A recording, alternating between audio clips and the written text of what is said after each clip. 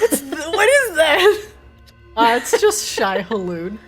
It's just Shy Halud coming in to say Shy hello. We are full of Shy Halud jokes at this point, don't we? How was the Dune RP going, by the way? We're good. Yeah? Mm-hmm. Oh, hello, everybody's happy faces. Finished dinner, so. Good. What's for dinner, everybody? Redneck nachos. Tomato wrap with chicken, and tomato and mustard. Yeah, just got popcorn. Ooh, nice. Had some broccoli cheddar soup right before stream. Nicole's making biscuits and gravy. Hell yeah. That sounds so good. That does sound really good. Alright, everybody. We are live and stable? Yes? Yes! Very good. I've been looking forward to this all week. Yippee! Alright, everybody, welcome back to another exciting episode of Arctis. You all are trapped within the furnaces, hoping to destroy and purge whatever demonic corruption you can find from this evil place. The Tao once used it as a place to smelt their elemental ingots, but now it has been corrupted by the demons in a foul bargain between Grabella's grandfather, demons from the Nine Hells. Inside, you have found that it is managed by three particularly evil demonic presences. The Chain Master, master of the bodies that keep the furnaces rolling, has already been dispatched. Two remain.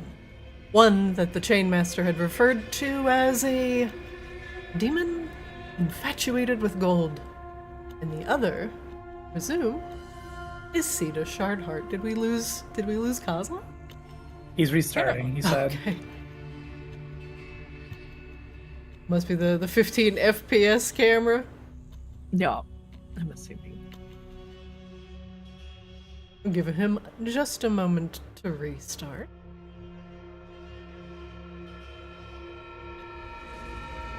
But otherwise, currently you have cleared out the western part of the furnaces, the one populated with dretch and other particularly nasty things, blowing away the corruption with gouts of fire from your cannons, and clearing out any of these lemur spawning eggs that you can find. The other two halls, one belonging to Sita and one belonging to the Golden Devil, are on the east side of the furnaces. After last session, you went down a hallway and discovered an ancient plaque covered in soot. And as Grabella wiped it off, it had some curious phrases on it. Real quick. As the furnace's plaque read, "All that stands must rest upon stone. 12 pillars hold up the weight of existence. 6 that give form, 6 that erode. From the bedrock of creation rise the pillars of ascent: will, emotion, memory, spirit, element, and the physical. These are the sacred roots from which the mortal planes were carved. In the shadowed cracks below lie pillars of collapse, decay, corruption, void, oblivion, despair, and malice. These are the foundations of the Nine Hells, and the tools of those who twist wealth into ruin, law, and tyranny. To shape the world, one must know both the veins of gold and the slag beneath. The wise builder respects both, or is buried by what lies below. A meaningful plaque for those that man the furnaces.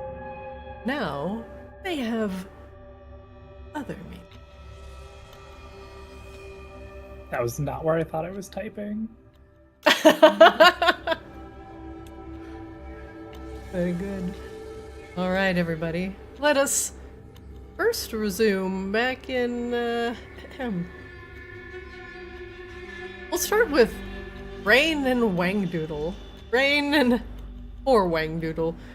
Wangdoodle has been traumatized by viewing the meat room and is currently in a state of mental shock. Poor Rain. Wangdoodle. Rain. Rain lost half her spell slots up here. Wangdoodle is currently in the middle of having a very small breakdown and must be either put somewhere or kept safe for a period of time. Rain plucks Wangdoodle up by the scruff of his neck and deposits him in her bag of holding with a little snorkel on. And so, the artificer lies now in the bag of holding, and who knows what horrible things will happen if you try and pull him out again. Sometimes living things don't like being in the bag of holding, but for now, I put a snorkel on him. Rain makes sure it's sticking out of the bag so he's got airflow. It's fine. Everything's fine. just pour some vodka in there from time to time. Get down the snorkel. Yeah. Like one of those beer bongs. How would you call them? With the funnel and the hose and the college. I have to figure some kind of system out to give warning though, so he doesn't aspirate vodka. Just shout into the tube. Coming down! Alright, Rain. For a moment you get a look into the meat room. And it smells, God, it smells. Just the hot meat has long gone bad. Severed heads, body parts in a wheelbarrow. And a a very large pile of innards sit in this room, smattered and splattered with blood. You even see a large brain to the south, just sitting exposed upon a wooden crate. Something has been prepared here, haphazardly.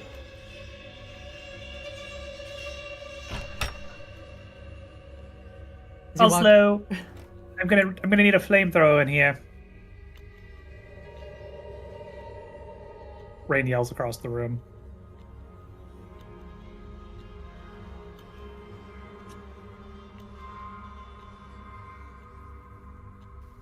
Still like that eyeball thing? I don't think we're supposed to like it. I think it's working as intended, unfortunately. The eyeball follows you as you move across the room, Coslo. Have you tried sticking something in it? Maybe a long stick. I don't want to go near the eye? I don't want to go near it. Coslo, the stench of the room slams you in the face as Rain has opened this new door to fresh horrors. You see the same things I have Smells like described to home. Rain. Oh, God. Well, it's a lot better than it was. It was filled with demons.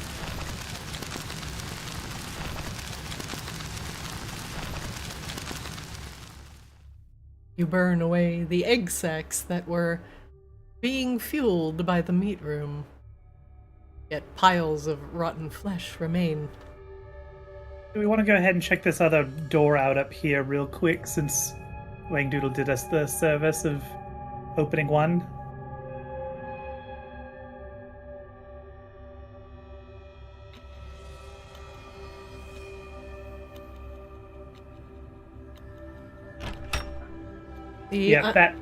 That needs fire.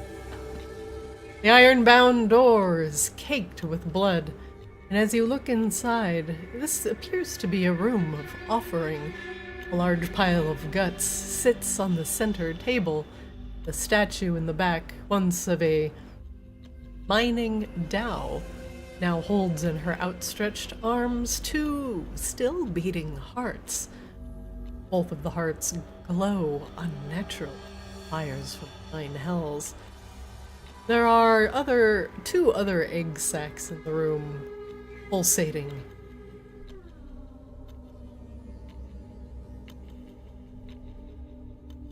Those are hearts pulsating? Is that what those are? They are, one in each hand. Burn it all.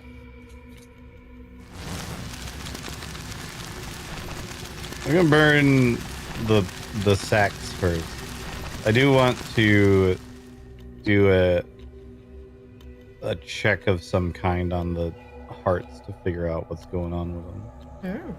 Probably a like Arcana check or something.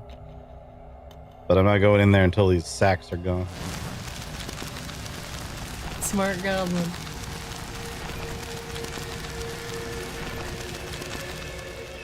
The sacks are Gross! dealt with.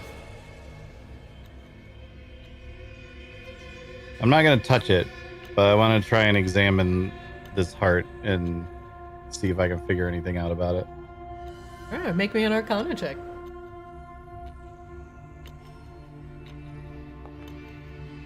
Oh, wow. Okay, that is insane. With a 26. I'm good at those. This is a room of offering. The meat has been placed in a very specific orientation. As you look at it, all of the innards have been coiled into spirals. The hearts that beat on the statue's hand have been infused with the heat of the 9 hells, granting blessings to those who are devout enough to receive them. You too can receive a blessing of the 9 hells, if you so do.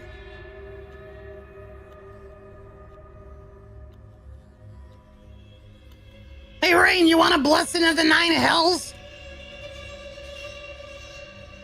As a rule, no, not so much. What if it's just like a little one? Don't they generally, like, by definition, kind of come with strings attached? Probably.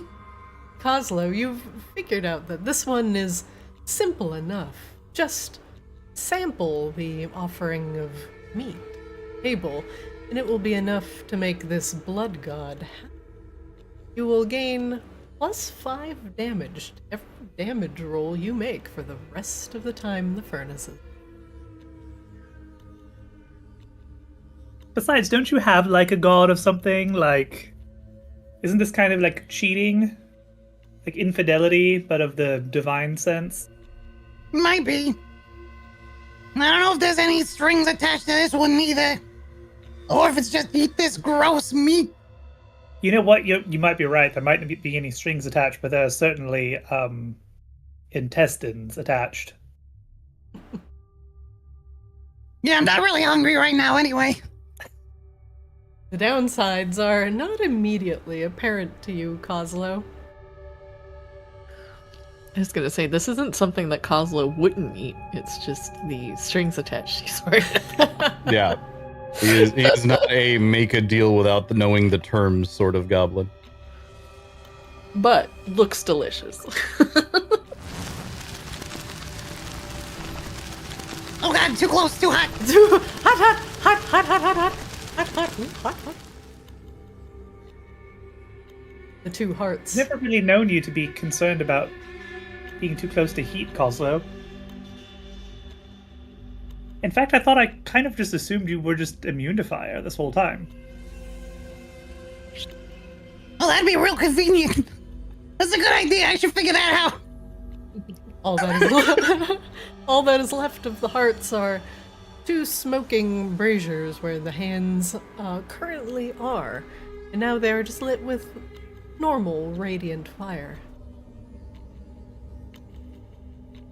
Hearts, however, All right. are gone. Excellent.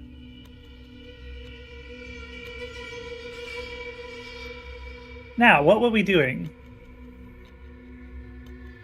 I kind of want to do this, but to that big weird eyeball. I think there's Geez, another what- door we ain't gone in yet, too. Do you just want to do that while we're here? There is that egg sack over there. Well, there's actually egg sacks all around the eyeball. Looks like there's one in here, too. Somehow, it ain't been burned. That Boy- seems like boy, oversight.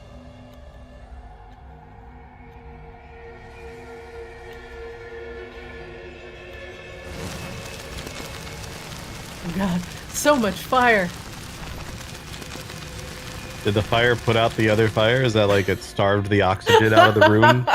There's just Too much fire in the room now. We'll put the fire back. It belongs. Too fast, too fiery.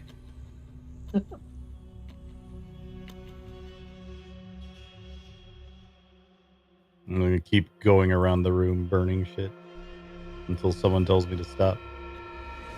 I think Or we're until a giant eyeball just turns into a monster and attacks us. probably good. Oh, you mean in here? Oh yeah, go ahead and burn whatever you want in here.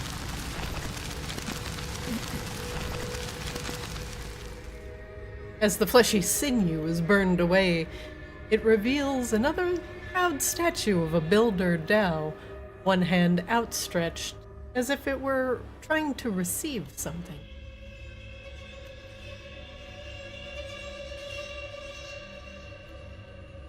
I have noticed that these braziers around the eyeball in the middle are different colors as well. They are indeed.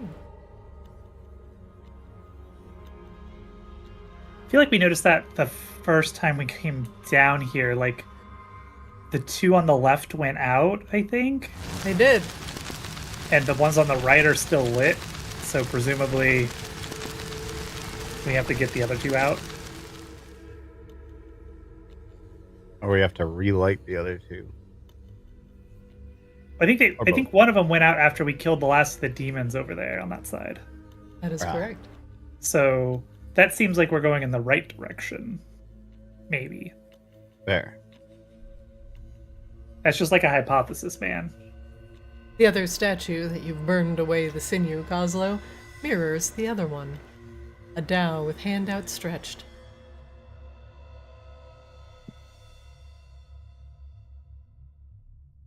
All right, we were all excited about this gold room, right? We're gonna go through the gold room. Yeah.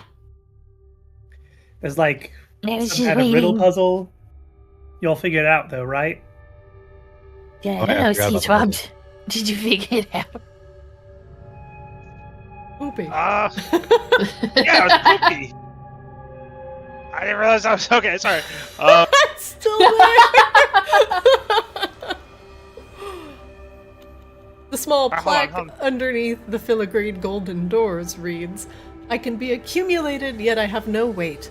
I can be shared, yet I cannot be handled. I can be a burden, yet my pockets remain empty. What am I? Oh, it's Moopy.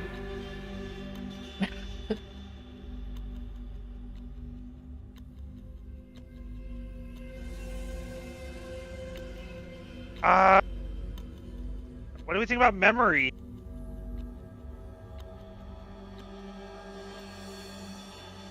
How many tries do we have? I don't know. Oh, okay.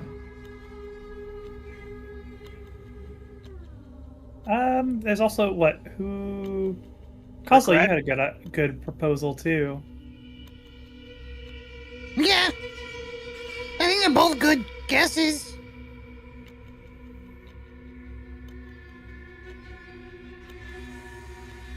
C-Swab, what leads you to believe that it is a memory? Explain When Wang Doodle was about to pass out, he said, "Remember me. There's my memory."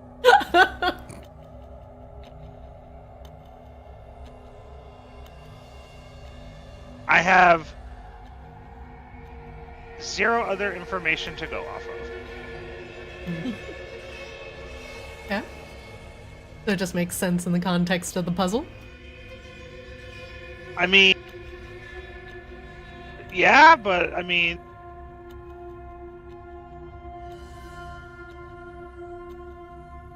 I don't know. The pressure. You flip the little dials that show the letters and spell out memory. You can always give it a shot and see what happens if you're wrong. Rain takes a step back. Alrighty, we're gonna send it. C-Swab is gonna like hover over what would be like the mechanism to unlock it, but also like turn his body away in a way that's like he's gonna take his other hand, like kind of cover his face and like close one eye. Oh, The panel That worked. disappears and slides back into the door. And on the smooth, golden filigreed surface, a handle appears. Hey, look at that! Sea Swab's not dead yet. Honestly, rather impressive.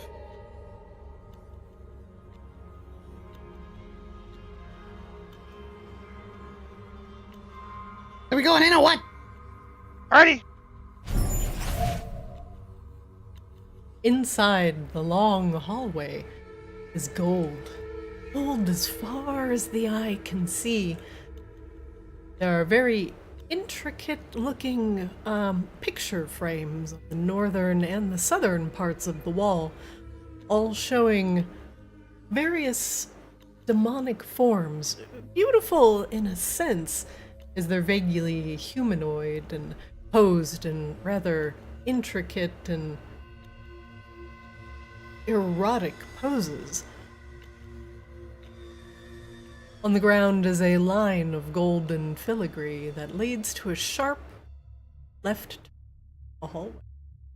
Banners and cloth, draped in gold, hang from the ceiling and give the entire hallway a clean and intricate look. The lights on the walls, they too emit a soft golden glow, bathing this hallway in a sense of soft and radiant beauty. At the end of the hallway, sitting on a pile of golden pillows amidst a rather large amount of golden coins, are two winged figures.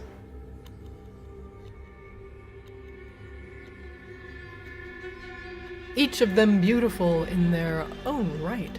They have bat-like wings sprouting from their back, and long golden hair brushed back to perfection.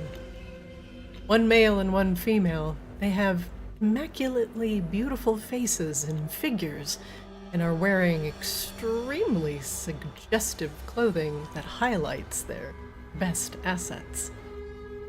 These two figures are too gilded in gold, giving them a highly reflective surface.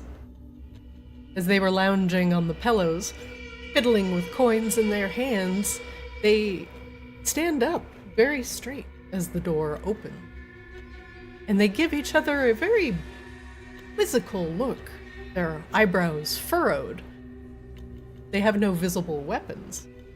And they kind of take a step back as they are either surprised or taken aback to have their lounging session interrupted. They begin to whisper amongst themselves. Make me a perception check, everybody, to see if you can hear what they're murmuring.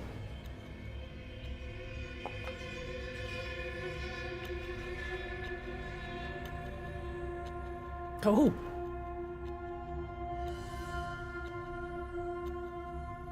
And Rain speaks Infernal. Oh. Doubly good. Man, they're shiny. One from Kozlo, please.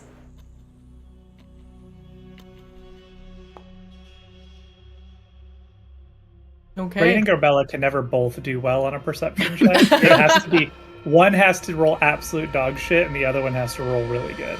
True. It's true. Rain, you are the only one who hears this, which is surprising given that you are down the hall and in the other room. But What do my elf eyes hear? Your elf ears hear the whispering. Wait, was someone else on the schedule today? No, I don't think so. We weren't expecting any other guests. Are you sure you didn't? No. Sita is currently meeting with someone to the north. Well, I wasn't excited. You think we messed up something in the schedule? No, just put on a happy face, big smiles. Let's get ready to greet our guests. We don't want to insult them, just in case we happen to miss something. Female. I just brief everybody over the telepathic bond that they seem to think that, we might have been on a schedule and they might have missed it. They both stand up, turn down the hallway, and greet you both with lengthy bows.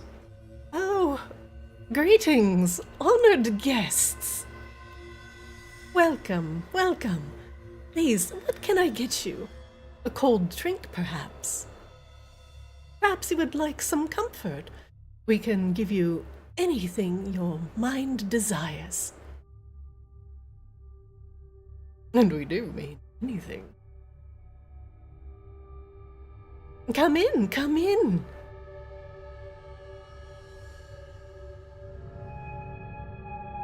Are you all right? You seem hesitant. Don't worry, you didn't interrupt anything, and forgive us for our,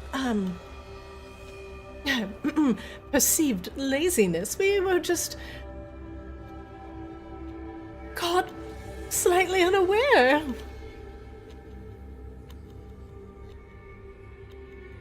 And who She's may... also be like, just go with, just go with this. We're just gonna go with this and see what happens. Kozlo's gonna hang back a little bit just because he has his cannon. He's kind of trying to stand in front of it so that maybe they don't notice there's a cannon walking around. I mean, we're all covered in like gore at this point, right? Like, Greetings, hello. I am Sea Swab. These are my associates. We were here to see Sita. Oh. She sighs in relief. I am afraid she is currently with other customers, but we can keep you very busy while you wait. You won't even know the time has passed at all.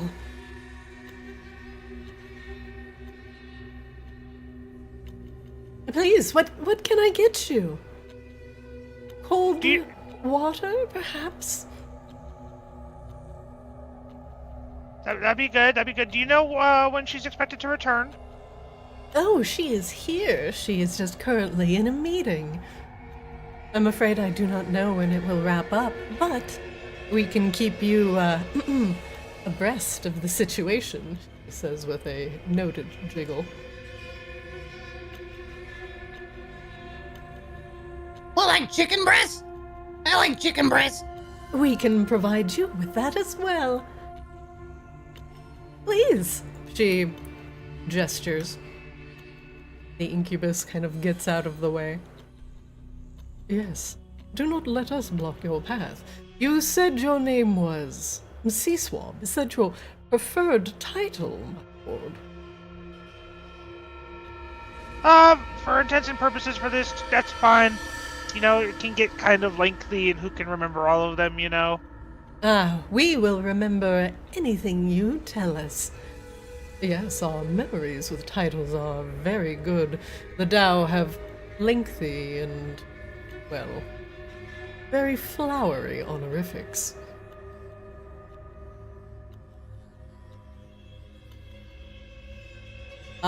The succubus flutters up, and from a pocket that you did not see that she had on her, in fact, she has pants and therefore no pockets, she provides you with a tall, crystal clear glass of cold water. Upon it appearing, it immediately has condensate on the glass. Here you are, my lord. Seesaw's gonna like look at it, and he's gonna take it, but he's not gonna take a drink right away. And what can I get you, my dear? I'm great. Corbella's trying not to stare at her boobs. Corbella, the combination of this hallway and the beautiful succubus, she's Very just overwhelmed. covered in gold. Just covered in gold. Two golden orbs just staring you in the face. Yeah. Please, Fine. anything you like. I'm good. She breathes breastily near you. Breeze The boobs breastily? Boobed boobily. Yeah, your boob. I can't boob argue with boobily. this, It's- having done this. It's men writing women in here today. It's literally not. Fine. You're doing this. Wait. Just kind of seeing Grabella entranced for some reason. All that the succubus does is just kind of sway back and forth. Seeing that his friend is busy, the incubus approaches Coslow and Rain. And yes, my lord, what can I get for you? Wait.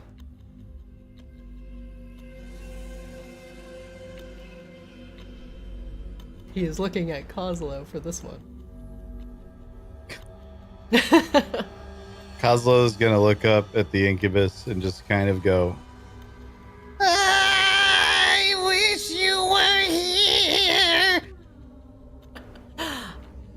If my form does not please you, it can take on the form of anything you can imagine. Is there something that would make taco? you more comfortable? A taco that poops ice cream. What? Perhaps Cosmo not will- as vulgar. take a small step back, moving the cannon behind him. Just like, Just pardon me while I burst into flames. Forgive me if my presence makes you uncomfortable. Perhaps a more goblin woman for you. Or man. That's what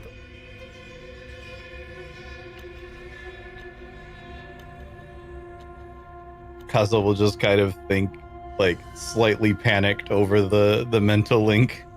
Are we killing these or what are we doing here? I am panicking at this wall.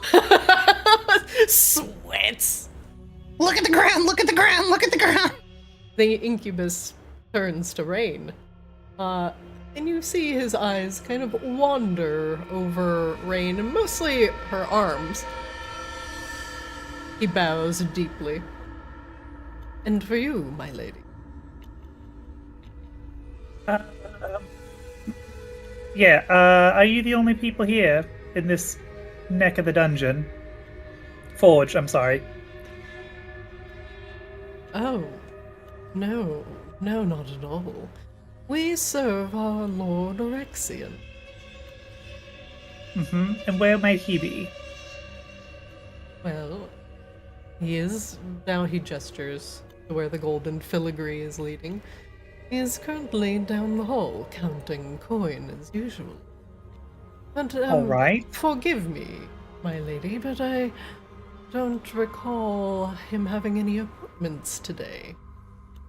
Was there something that we missed? If so, 1,000 apologies. There's a lot of things that you've missed, but that's all right. You can be forgiven. I am going to ask a few more questions, if that's all right. My next question is, you said you're Master Orexian. How do I put this?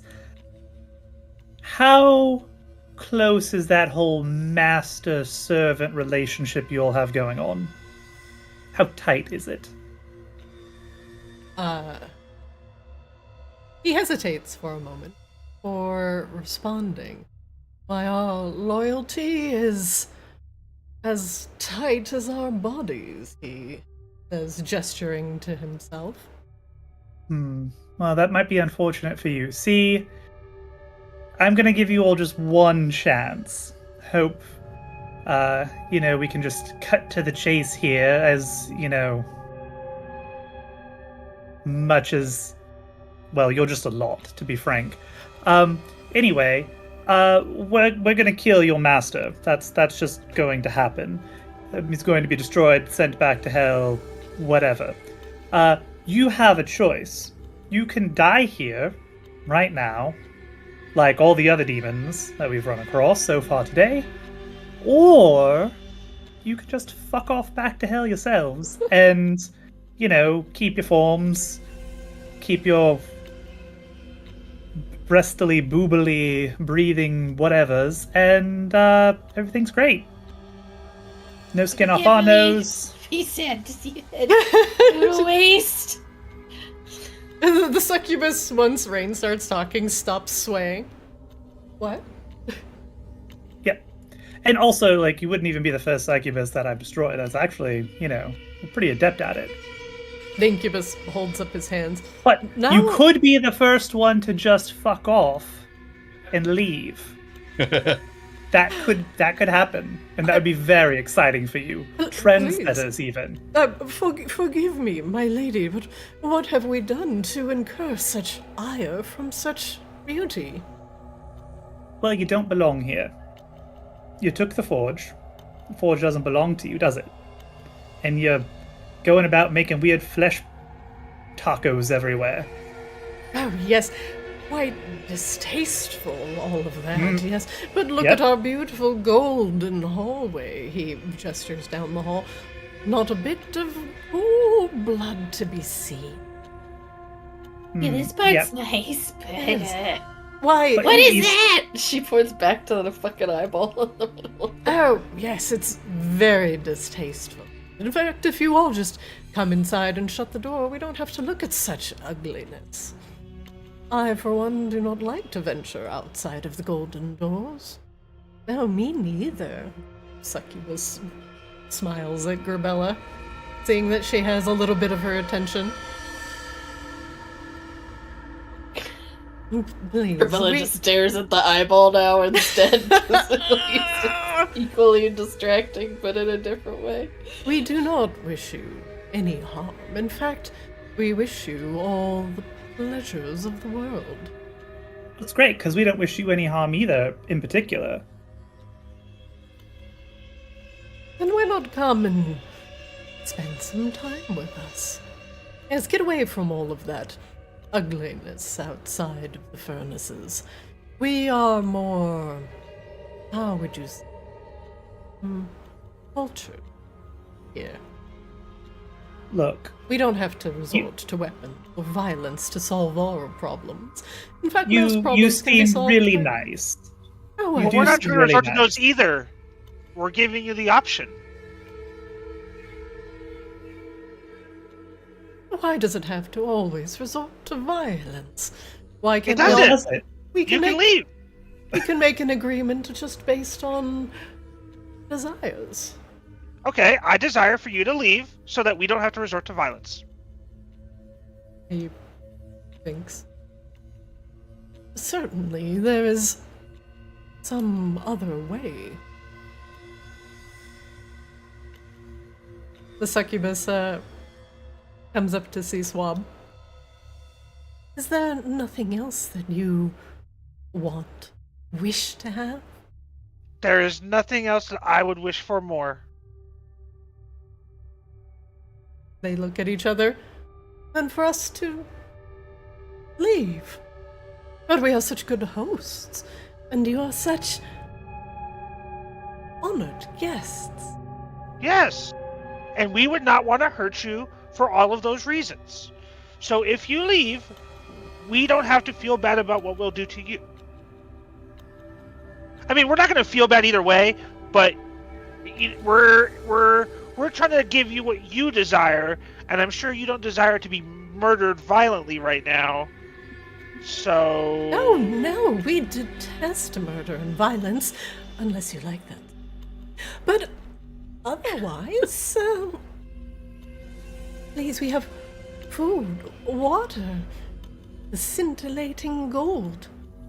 Are you very sure this is what you desire? See, so I'm just gonna look back at Rain and like, are they dumb?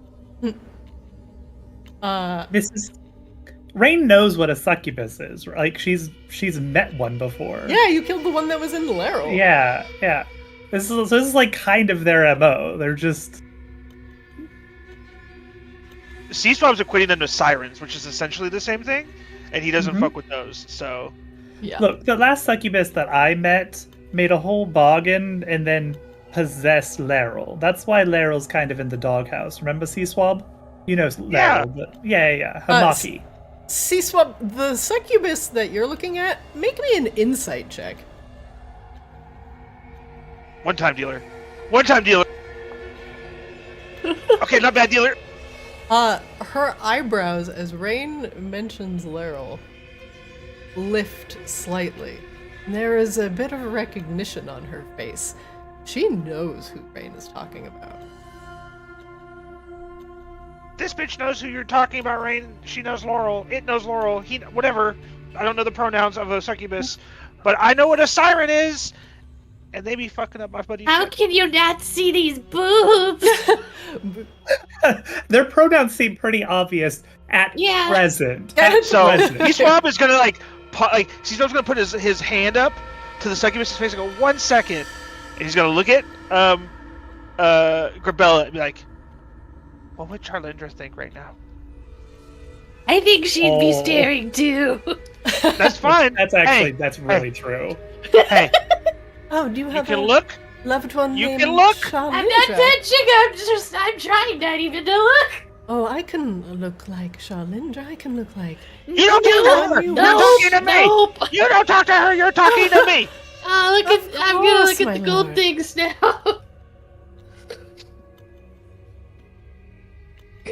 Rain, this one knows Laurel.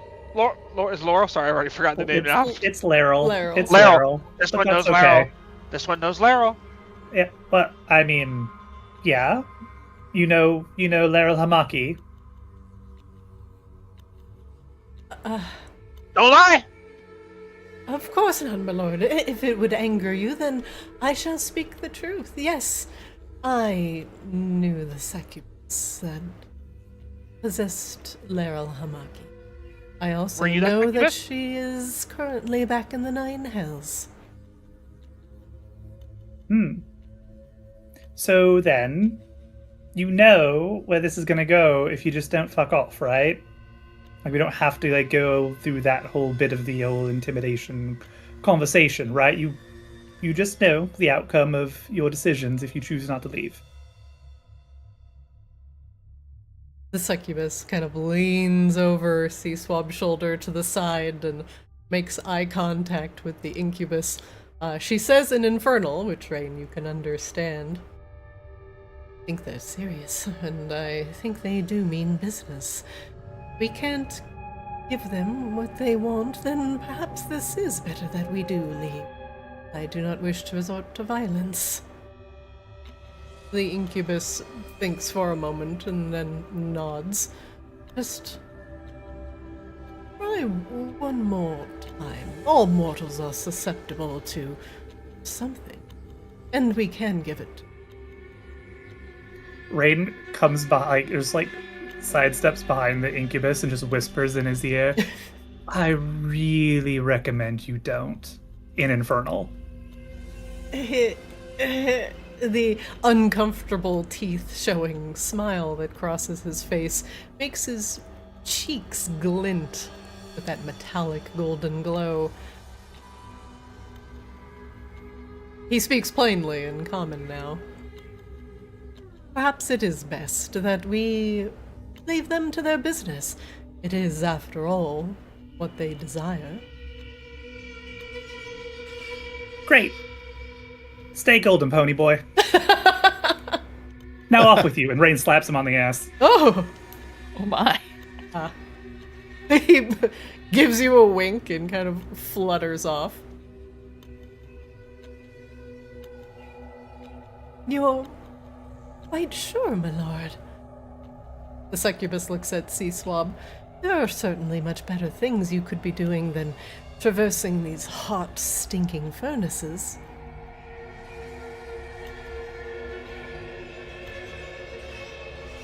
Yeah, I mean, there's a lot of things I could be doing other than this, but you know what? We Doing could it. take a lovely vacation to the elemental plane of air. I could show you the typhoon winds, fly you around the islands. It would be a beautiful time. We could sip upon tropical drinks and not have a single care in the world. And Oh man, that sounds great. Can you do that? And I'll meet up with you later. It's not as fun alone. Bring fucking your boyfriend with you. She pouts. She kind of flutters up behind Grabella. You don't talk to her! You don't talk to her! Just I just want to be sure. Yeah, I'm good. Your friends are making me leave, she says in a very pouty voice. You know, sorry. I hope you have a great trip. Are you sure you don't want to come with me? Yeah, no, I got a lot of things to do.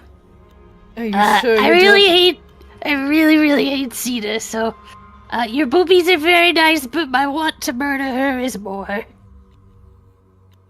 Oh, your desire is to murder Sita, Oh yeah, she sucks. She looks back at the incubus. She does have a desire that we would. Oh. The incubus kind of thinks. Yeah. Orexion and Sita do not really get along. She tried to kill my girlfriend. But, like, painfully and excruciatingly in, like, a really mean way. It wasn't just, you know. Well, Sita is not one of us.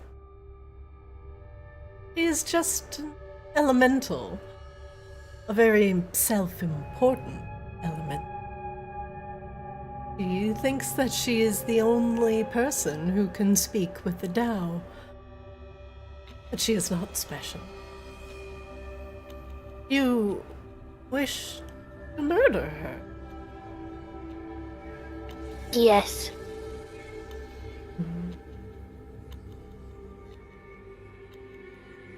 We could assist with that. For a small fee. sorry, no money. Well, let's hear him out. I'm just curious. The succubus thinks for a moment. Well, before I give you too much information, perhaps we can make a deal. I can give you all of the information I know about Sita Sharda. Her weaknesses, her ambitions, even where she lays her head at night. I can give you everything I know until you've drained the last drop of information from my body. She licks her lips suggestively. In exchange for... She thinks for a moment. Because it'd have to be pretty impressive. Like I said, we fought her before. She's a jerk. We know a lot about her.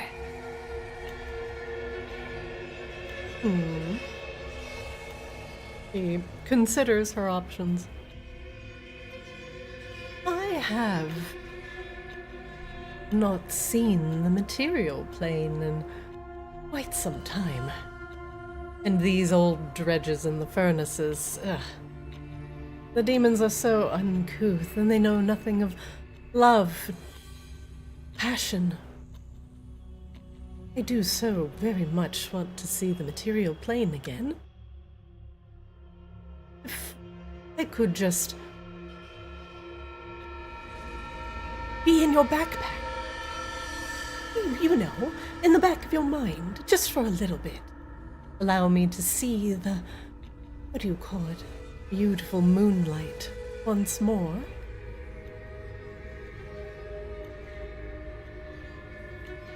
What do you say? I wouldn't intrude. I don't know, I kind of got people bumping up there every once in a while all on their own. You might not be by yourself. But I would be very quiet as a mouse. You wouldn't even know I'm there. And as soon as I see the moonlight of the material plane, then our contract would be fulfilled. What do you think, Rain? I know you know, everything about Sita. Her strengths, her weaknesses, her total hit points. What color You know how underwear I feel she's about wearing devil today? bargains, Grabella. Yeah. And also, I'm pretty sure just hanging around inside your brain is kind of how Laryl Hamaki got her start. I wouldn't intrude Alright. at all. Not a single bit. And you can put that in the contract. Unless you wish to talk.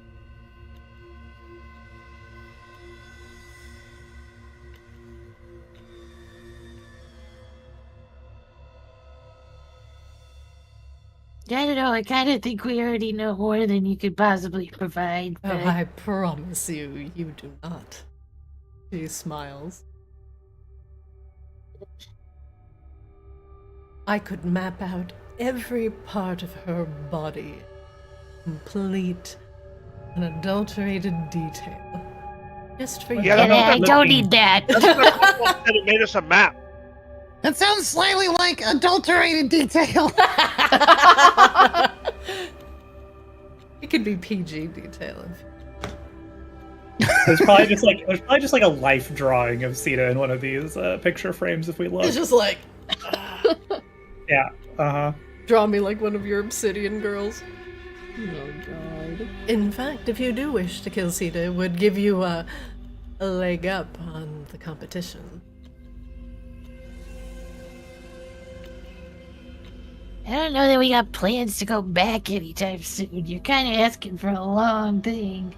And why don't I sweeten the deal a little bit? She is currently in a meeting with other Well, various... we knew that, actually. You already said that. Yeah, and we saw it. Because we were in a different room across from her little meeting thing. I can You, tell you really gotta sweeten the pot real hard here. I can tell you everything I know about these demons and what they're doing here, on top of everything I've already offered. In fact, I can make sure that, well, you and your friends only meet with Sita, and Sita alone. Over the brain link. Still doesn't seem worth it, Rain. What do you think? Give us Yeah, a lot I mean, of it's quick kind of- answers, but It's kind of like, hey, this could make things marginally easy for you, but so far I've honestly not been terribly impressed by these demons. They're pretty chaotic and in disarray already, if we're being honest. yeah. The beings that Like, it Sita sounds is- like a great deal if, there wasn't the weird, open-ended, horrifying downside of whatever she could do crawling around in your brain until we go back to the material plane. Yeah, that's the other reason I'm asking you, in case there's like a way around that, or I could eat her for this, or oopsie poopsie, I'm in the material realm, look, there's the moon, and then, you're good at stuff like that.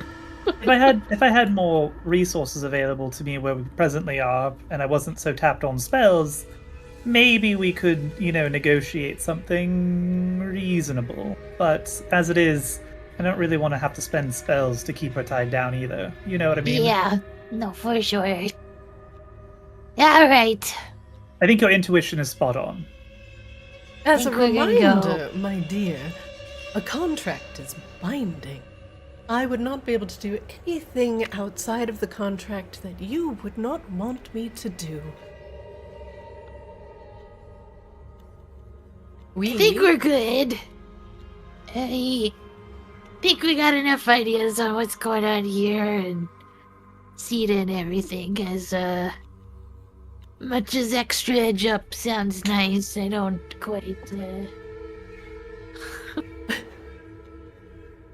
I don't really want you rattling around in my brain. You seem The lady nice, says no.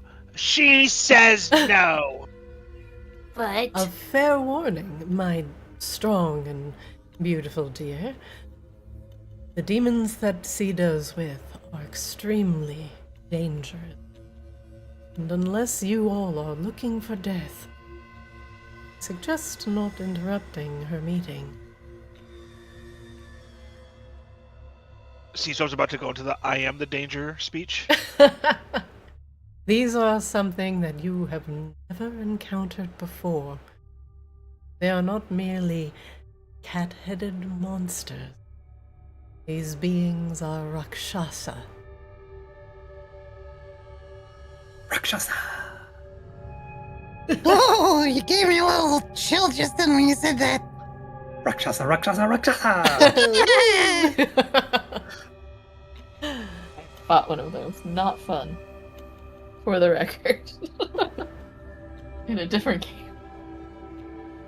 Sorry. I'm also having to pay attention to my kitten who is going around my computer doing things.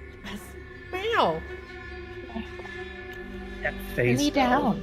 Be lazy. And Be not lazy. is not a single one that she meets with, but an entire pride of them. Oh god, that does sound awful. I fear that you would not be able to live if you all face them on your own. And I, too, ever so want you to live, also to fulfill a bargain. We made no such bargain. Imagine not having to deal with these pesky kittens. We could get rid of them, entertain them for you even. But they're demons still, yes? And they are still hanging around the forge, yes? Oh, they are. But they are looking for something. And unless If they you're- find the thing, would they leave? Is that what you're implying? She shakes Because her I want to head make no. something abundantly clear. Every demon here in the forge is going to die and be sent back to hell. Every single one. As she taps her fingertips together. Even me. If We you do gave you the not option to leave. She's like. I promise I do not wish to resort to violence, just trying to get out of a sticky situation. Our master would miss us. Seesaw's just being like very exasperated now. He's just very like over it. He's very when you've been walking down the strip and they keep trying to hand you cards and you're just like, leave me alone. He's just like, yeah, it's not sticky. Just leave. Actually, let me pose this hypothetical to you. Who's gonna know? Because they're all gonna be dead. There's not gonna be like, hey, how come you're alive and they're dead? Nobody's gonna care. Seeswab makes an excellent point. I only vaguely understand the politics of hell, but so forgive me if I'm off, but isn't your master dying here? Will you all return to hell unscathed? Sort of in the social contract of hell, then make you the master? As you're the ones who retain your power. She wrinkles her nose.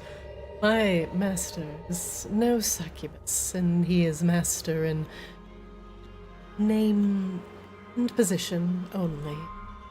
His banishment would not affect us at all, nor sadden us. So he's kind of a poser, is what you're saying. He utilizes us for our ability to entertain and to make sure that his deals go as smoothly as possible.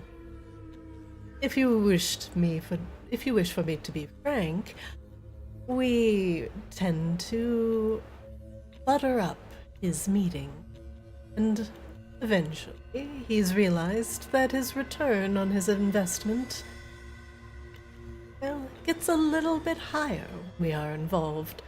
The guests are happy, sated, and more willing to make positive deals in his favor. Yeah, we own a bar too. It's not a big deal. Oh, that sounds actually quite delightful. What do you serve at your bar? Everything.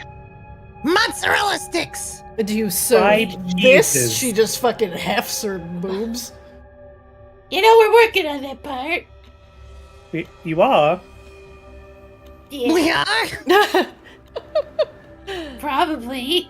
We would be She's supposed to such be like, are you fine trying to get workers." milked? Is succubus milk something that people drink in Medronox? Are you into that? Probably. Am I into it? Probably not, but you know. Listen. The only color and what people care about, as long as they got money, whatever they want.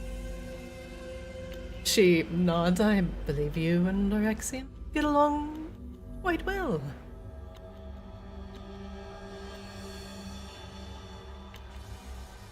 But anyway, I only wish to see the moonlight.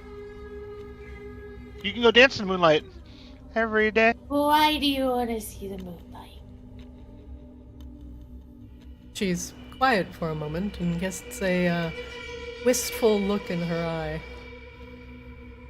It has been many an age since I have seen the material plane, and the horrors of the nine hells tend to weigh heavily. I prefer to see beauty, not pain. I do one of these, knowing that I usually, I have no idea that she's telling the truth. There are many beautiful things in the material plane, many horrors that exist in the nine hells. Merely wish to see one of them. What do you desire to see in the mortal realm? Maybe we can make a deal. She taps her chin. Besides the moon, it would be more beautiful. Even the glint of the sun.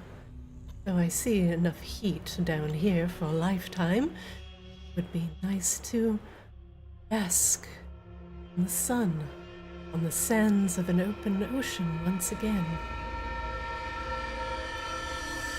What do you call them? Beach? Yeah, okay. Here's the deal. You can go hang out on the beach in Madronox, and we'll get little kobolds to serve you in the moonlight, and in exchange you fuck off. I would accept that deal. I would need assistance in getting to the material plane. You hear the incubus in the back like, See, Swab, they were already gonna fuck off, and without giving them anything.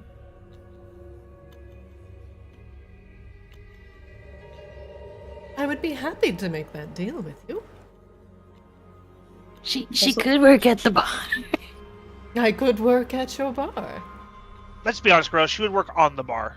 Anywhere she pleases. I'm exemplary at entertainment. I can take on any form you can imagine. I would increase your revenue tenfold, 100-fold, perhaps even 1,000-fold with tales of my beauty. Hey, Kazo, you want a friend in your head? You got a friend in me. Time out. Everybody time out. So she could do all of these things. How would you pay her? And what would you pay her in? Rain looks at the succubus. I mean, I don't think she wants likes shiny gold. things. I don't think she cares much for shiny things. I think Araxian cares for shiny things. No, you wouldn't have to pay me a single thing. Right, because you would be preying on the patrons yourself. She, pouts. I wouldn't hurt them. Oh dear. I would merely just ask for something they wouldn't even know they were missing. Hmm. Like a soul. Mortals don't need them after they die anyway, and I could save them from an eternity in the nine hells.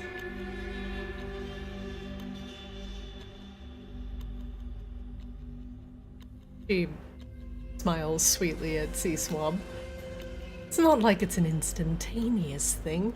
They would live full and fulfilled lives. Dream of your bar. Dream and also spread its word far and wide. When they expire, she shrugs, and their souls would return to me, as opposed to wherever else they end up.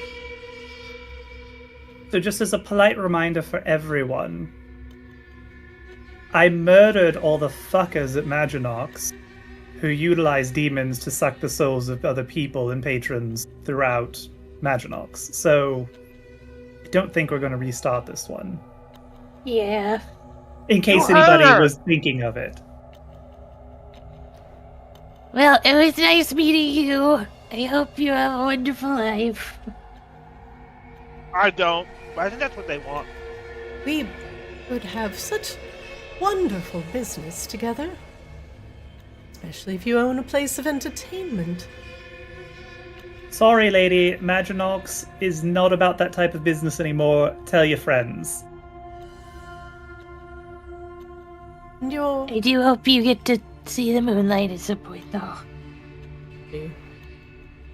We don't get many mortals coming here through the furnaces. Then, as a kindness for allowing us to live, let me leave you with a free smidgen of advice. Arexian prides himself on his status. And by status, I mean money. He loves the glint of gold. They both bow in unison. I appreciate your kindness in not re-banishing us to the Nine Hells.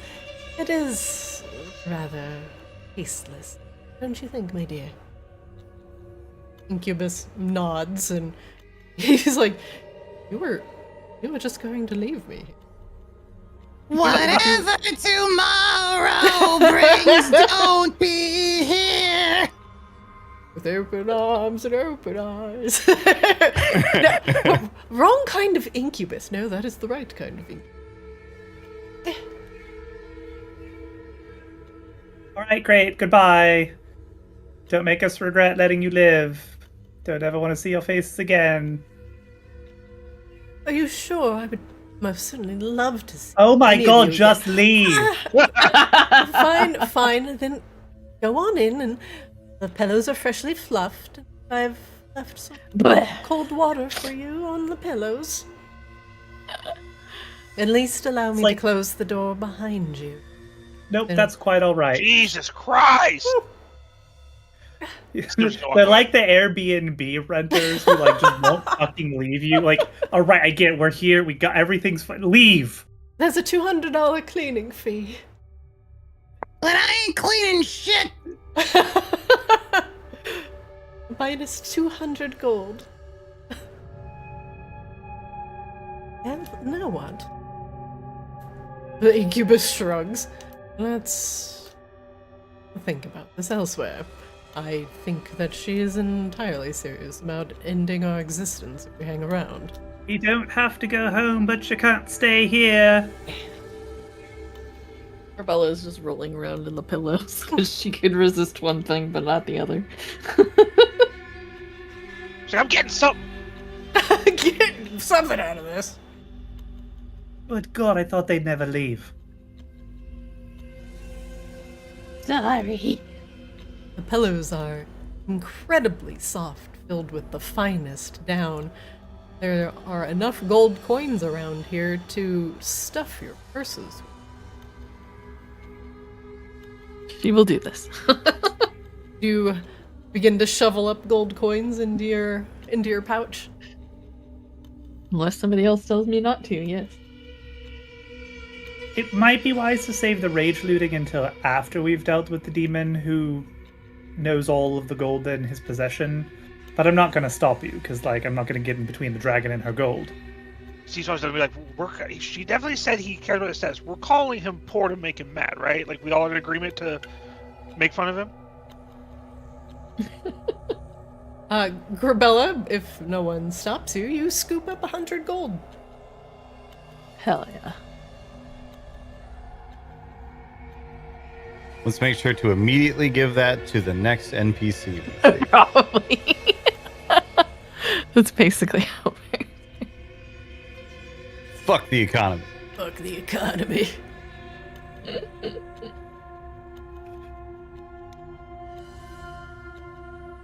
Down the Alright, hallway so to the we- north are more golden banners draped over the roof. There are 2 grand golden fountains, just like what you saw on the outside, at the very end of the hallway. Framing another golden door at the very end of the hall are two large golden statues. They appear to be almost mechanoid-like rams with golden wings pinned tightly against their bodies. They are currently sitting, and they have no eyes, so you cannot see if they are open or shut.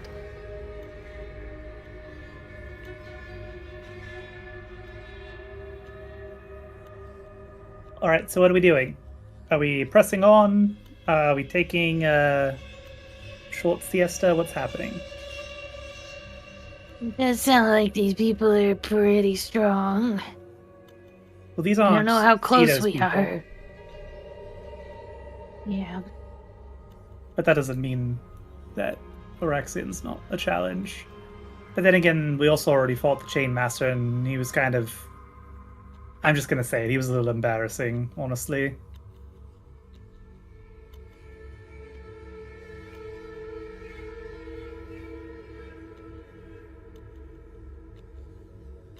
I'm okay with whatever. Well, it sounds like everybody has, all the resources to press ahead then. Yeah, all right. Yeah, I would just need XP back. I don't need spell slots or anything, so that's up to you. I mean, I'm good to still go. I'm good. I'm starting to run low on spell slots, but I'm not out. So Great.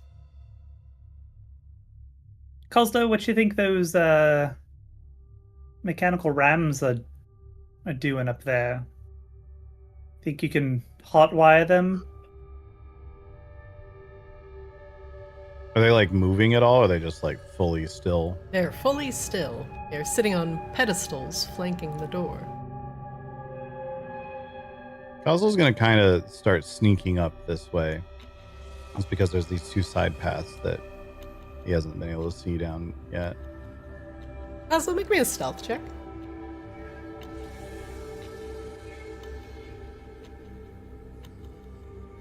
Okay. You are the knight. No His one, nothing skin can is see ju- you. His skin just looks gold with the reflection of everything. It's fine. Wait, where did Coslo go? Cosmo I is just- don't know.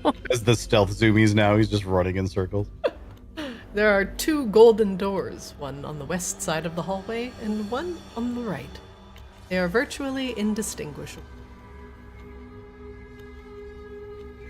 Cool. I just had a cat vomit all over me, so I have to deal with that. No! Mickey. Go deal with that.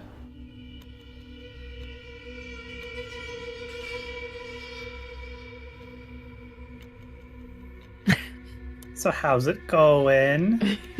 How's your gold? It's nice. These are not the best pillows that were in the room, but they'll do.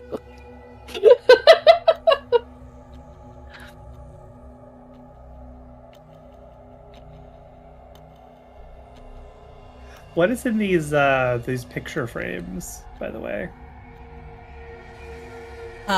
This one up here features a stout halfling man draped across a couch.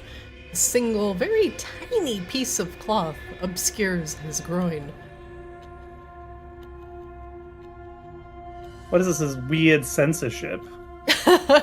Is this commissioned by Visa and MasterCard? Wow! That's topical.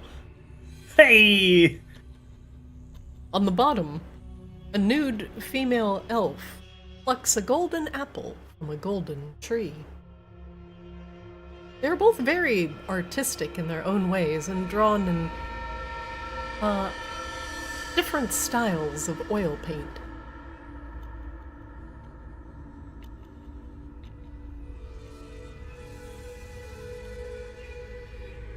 How about these ones? One on the top, a human man lounged on Gross. a chair. No. No, no. One leg swung over the arm. It is. Ugh, what filth is this? This one's a little more suggestive. In his Look at those hand, rounded is ears. is a golden mug. It's filled to the brim, overflowing with mead. It drips down the side of the mug. Rain grabs some of like the drapings and just like drapes it over this picture. Ew, a It's human. hideous. Hideous.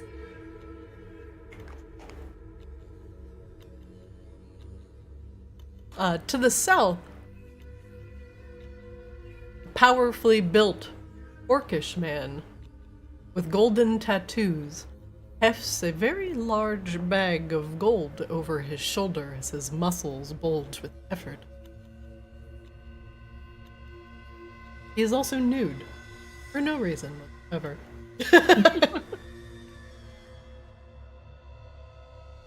Amazing. And also, by the way, they're schlong. Also, tasteful Renaissance penis. That means it's small, right? Like very tiny. Very relaxed, quote unquote, anyway. He's busy. He's hauling gold. It was chilly that day.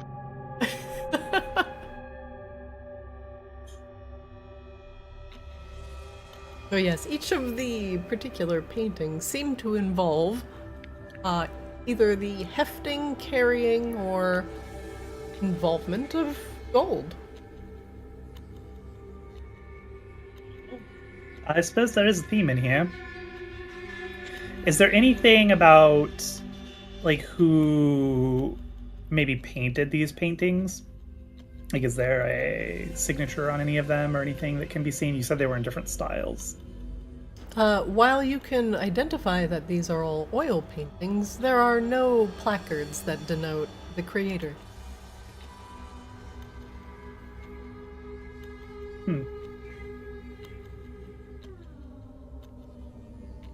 Rain, make me an Arcana check.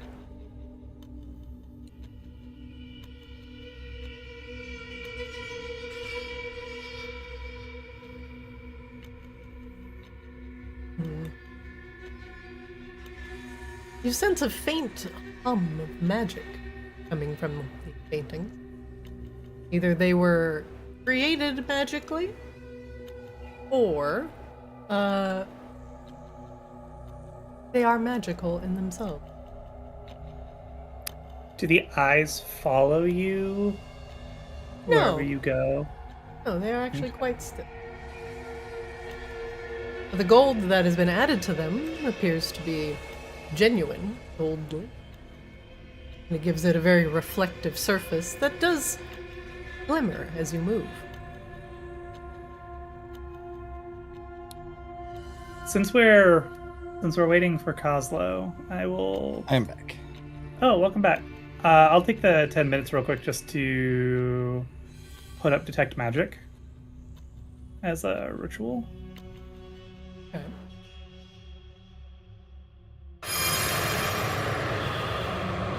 Oh, that was so loud. We learned this hallway has a lot of tasteful nudes in it, by the way, Kafla. Except for the one of a human. Right. Not very Which- tasteful. Just That was garish. untasteful. Rain is covered up. Yeah. Rain, as you cast Detect Magic, these paintings have what you would expect a single magical signature coming off of. Usually that denotes one creator. There are two magical signatures coming from them. And they are very unique, as if two people or beings were involved in the creation of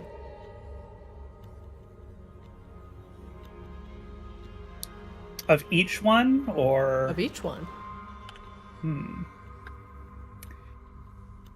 do I get similar vibes to like the last time Rain ran into a succubus, where there was a bunch of people's souls shoved into weapons? Like, are people's souls shoved into these paintings? There is a very similar magical signature. Oh, neat. Each of these paintings have unique soul signatures.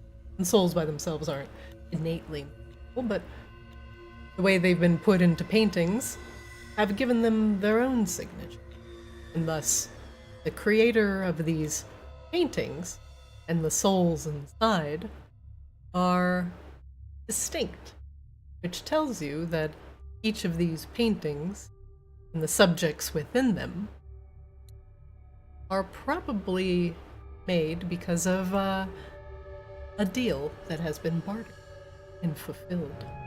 And now the soul belongs to whoever created them, trapped within these paintings for eternity.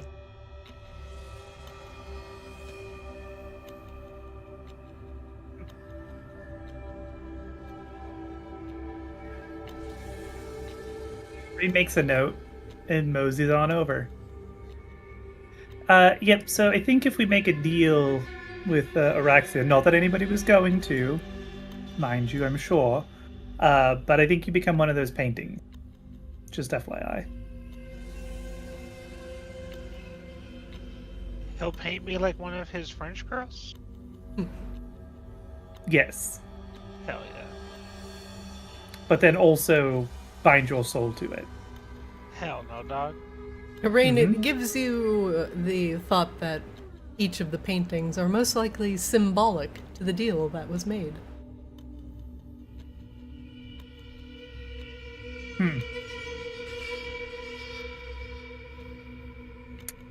Well, that just honestly just raises more questions, particularly like why the halfling was the only one censored.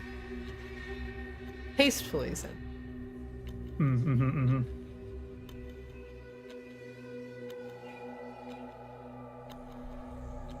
Kozlo, how's your puke situation?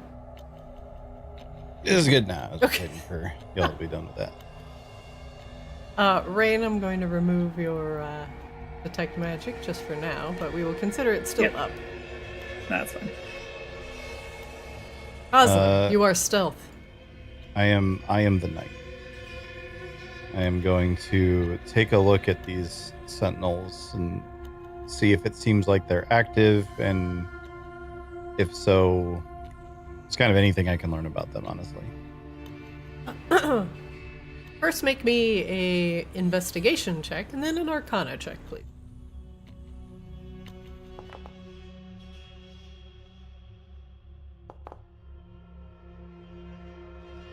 From the gold fountains, and because gold is a relatively soft metal, you look inside, there are small scratches and indents, as if something metal was tossed in the fountains. Presumably, as an offering. The Sentinels themselves are quite active and are radiating a powerful magical signature. These Sentinels are hammered together with beaten gold. And just due to their placement, guarding the door, if a offering is not made within the fountains of significant enough value, the Sentinels will activate and destroy the poor interloper. Basil will stealthily sneak back to the rest of the group. I think we gotta throw some gold or something in those fountains up ahead if we want to get past those sentinels. Oh, good thing somebody just picked up 200 gold in this corner before we went up there. 100 gold, thank you. Good thing someone just picked up 50 gold over here.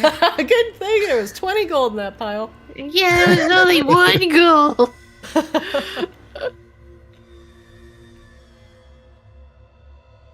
Do we think we could disable them otherwise, Kozlo? Do I think we could disable them otherwise? With a 25 Arcana check, they are tied to the Gold Forge Sentinels magically, so traditional ways of disabling them would most likely not work. His offering is more infernal, and you're not quite sure how to disable it. It's some kind of weird demon magic. I don't really,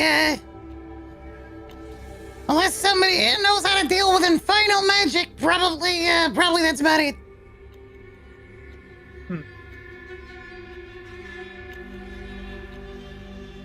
Maybe the succubus would know. You could call them back. Oh God, don't even suggest it. Woo whoop! Hey, ladies. Hey, you guys Guardian still man. looking around? Hey. Well, I've I've got. the succubus more happy than that.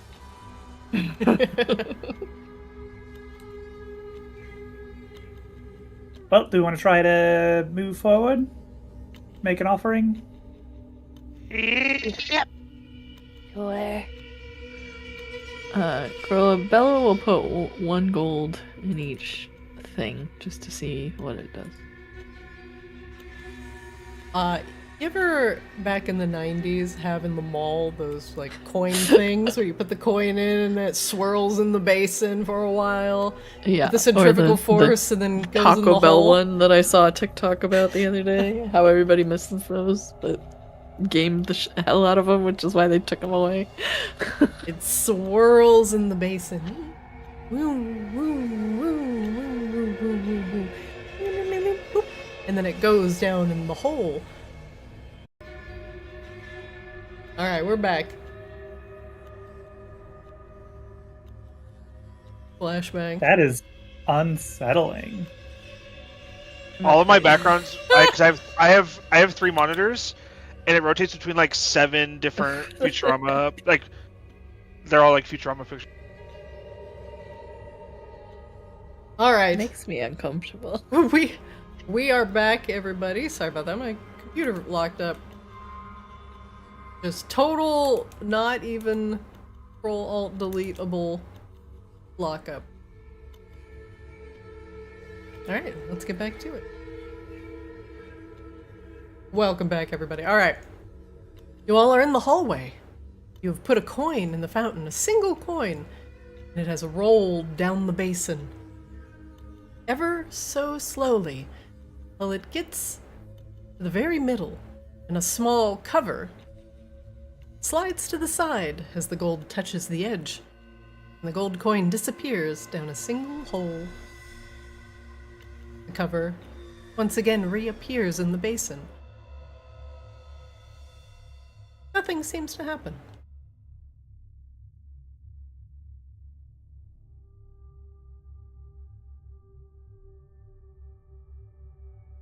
Could we send a cannon across to see if it works? The hole is about exactly as big as a gold coin. How much should we throw in?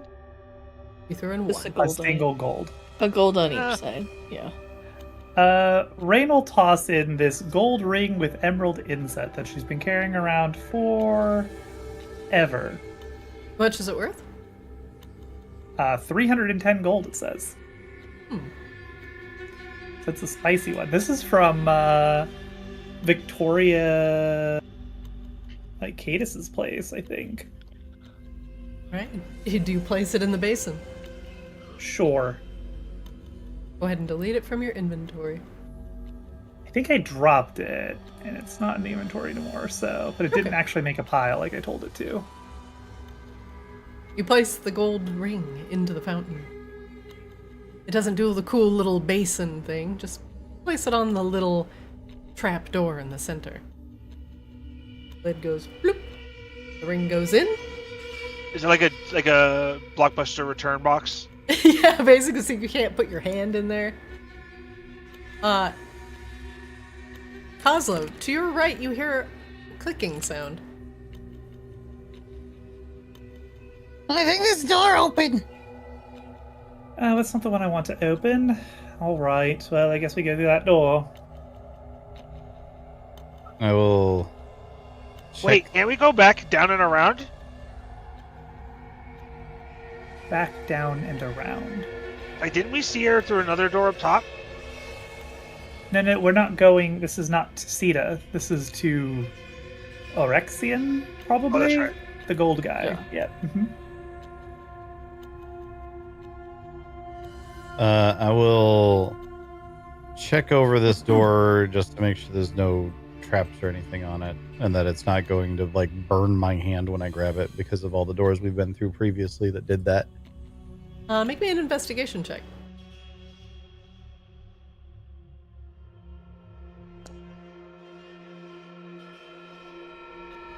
So there is evidence that there is a trap attached to this door, but it is currently disabled. The trap connects to something above your head. You are in a slight alcove. I'm gonna look above my head. What's up? What's above my? Is there like openings, like something's gonna come down through or something? It looks like if this trap wasn't disabled, something would be poured onto your head as something would open from a latch. It goes like this. Downward. Okay, yeah, let's make sure we get that done with it. Get these doors that we open. There is a second mechanism, but it's all relatively convoluted. Can't really tell. But the one above your head, you can absolutely tell, will pour something on your head if this door is attempted to be forced.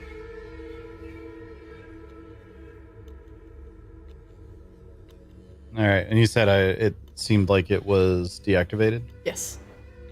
Okay. I will attempt to open the door.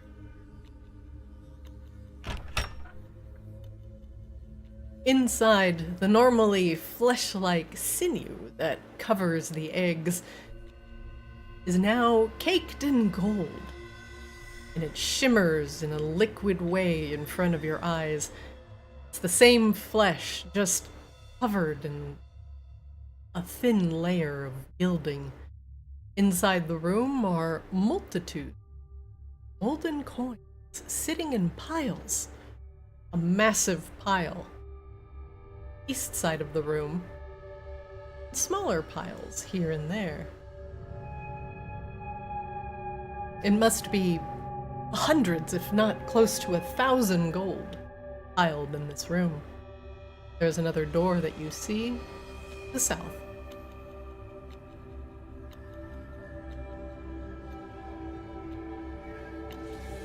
Kaza will step back a little bit. I don't know what that is, but I kind of get the impression that trying to light it on fire ain't gonna work.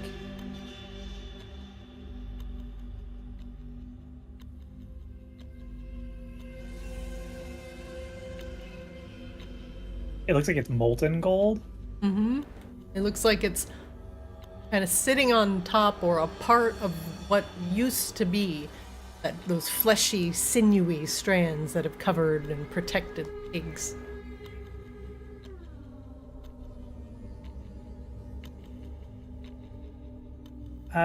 Rain will try to ray of frost it. Okay.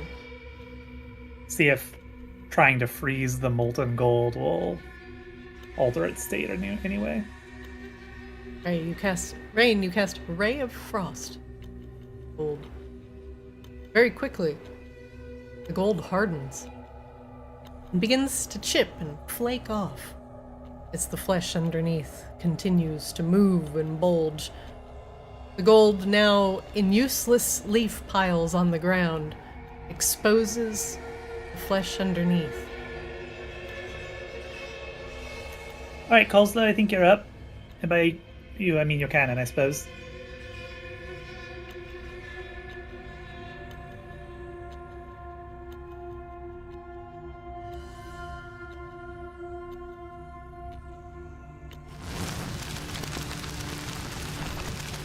Very smart. The flesh, now fully visible, burns away, revealing a powerful two-handed axe underneath. Is it magical, since I still have Detect Magic up? It is.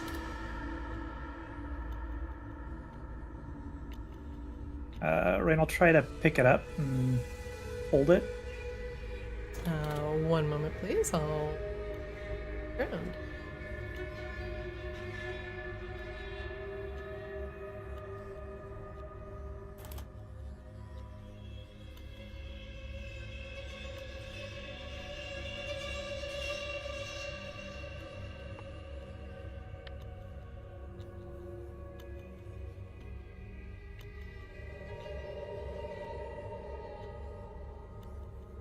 is a magical great axe.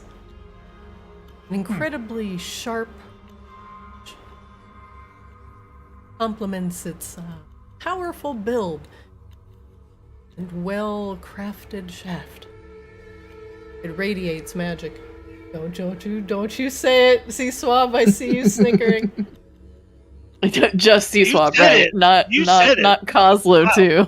It is in stark contrast from the rest of the things in this room, as there is not a single piece of gold to be found on it. Tell me more about this powerful, well-crafted shaft. Yes, it's wrapped in leather, and it looks like it has never been used. Rain puts it in the bag of holding for now. Yeah, you can grab it from the pile if you wish. It hits Wangdoodle on the way down. Donk. Wangdoodle, the careful. shaft, I'm putting in a Wangdoodle. very sharp axe in the bag right next to you. Just don't look. Scooch. Don't move. Ah!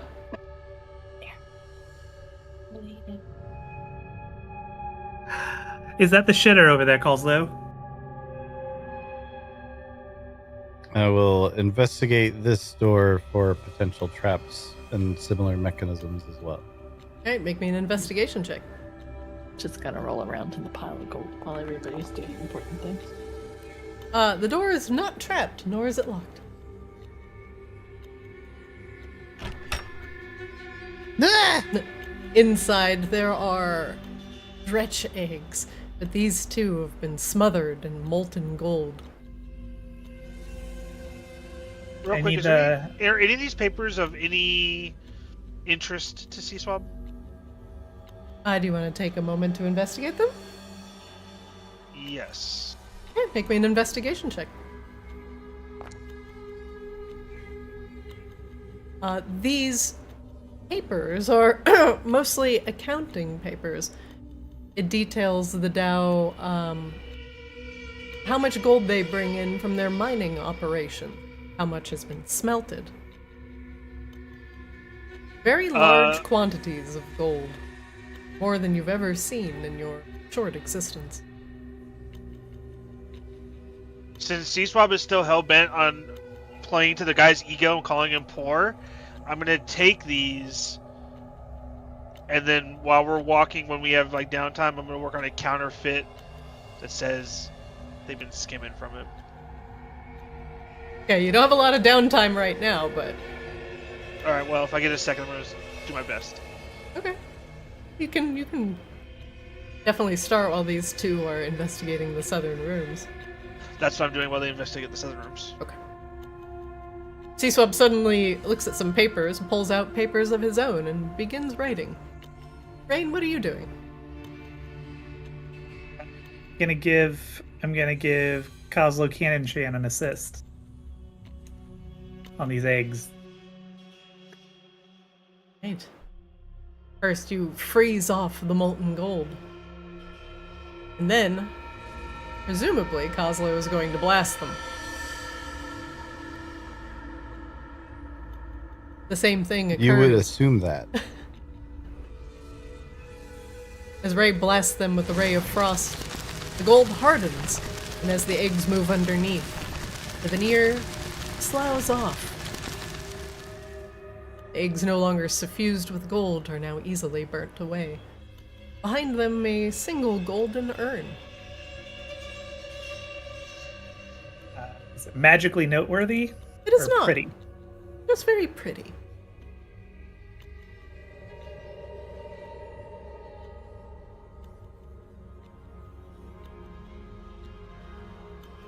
Does it have anything inside of it? Like a frame? Like, is it sealed? It is not. It looks like at one point there's some mineral condensate inside. It may have been used for a flower pot. You can get Bronx a new golden home. All right. Let's try to open this door. It is not locked. I found the shitter. Ah, there we go. We found the shitter. That's how we know. That's how we know it's the end of this wing. Dude, Cosmo got excited. I will Sure start is. scraping up gold. All right, Put Grabella, in you my start pockets. this giant pile of gold you start scraping up. As Kozlo burns the shitter. Look, he spent 2/3 of the first part of the campaign taking all the gold. I have a reason now. It hurts me not to. Grabella, as you start scooping up the gold coins into your pouch, see, Swab, some of the gold coins start moving. Uh-oh. There it is. They start dancing on the ground. Ding ding ding ding ding ding ding ding ding ding ding ding ding ding ding ding. And suddenly each of the piles begin to animate. They swirl into the air in a hurricane of coins, beads, and treasure, each making small but painful-looking whirlwinds in their wake, and all you hear is the jangling of coins as the greed swarm wakes up. I'm gonna need all of you to roll initiative, please. You ever wanted to murder gold before you collected it, cuz? Murder gold. I'm gonna... Oh my god, it's a Christmas miracle. I was gonna say that. I don't think that was me. Oh, I thought. That was C-Swab. Yeah.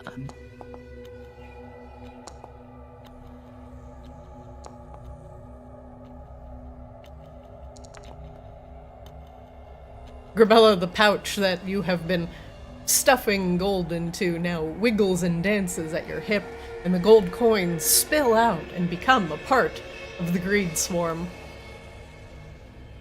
Gosh darn it. Give me my money back. Give me my money! One moment, please. The money's angry at you, Grabella. You didn't love I don't care, it's coming home with me.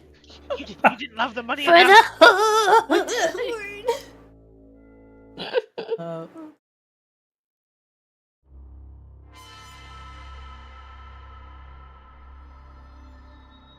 But what does the greed swarm want? What is its motivation? So Grabella Greed. can tame.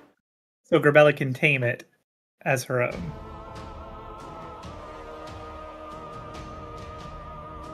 Rain, you're up! The gold coins swirl and churn as Grabella disturbs the greed swarm.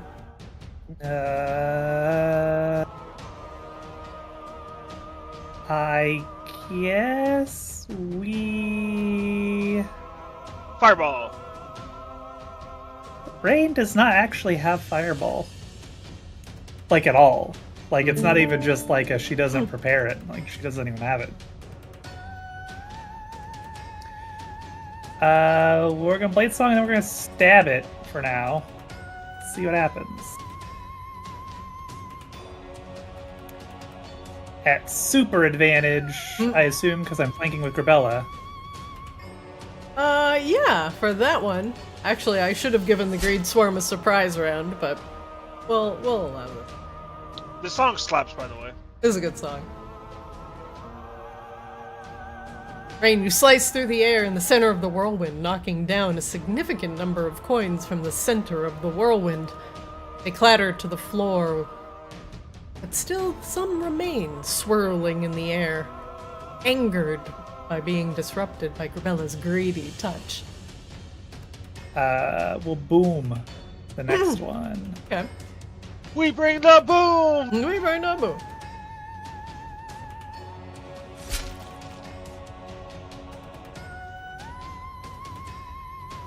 Get boomed!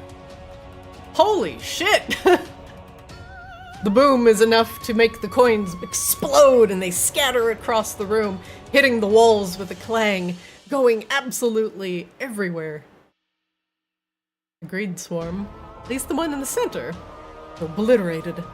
The coins loosely fall to the ground, some slipping in the cracks between the stones. My work here is done. Rain, is your turn over? Yep, that's it. Next up, the Great Swarm next to Kozlo. One moment, please.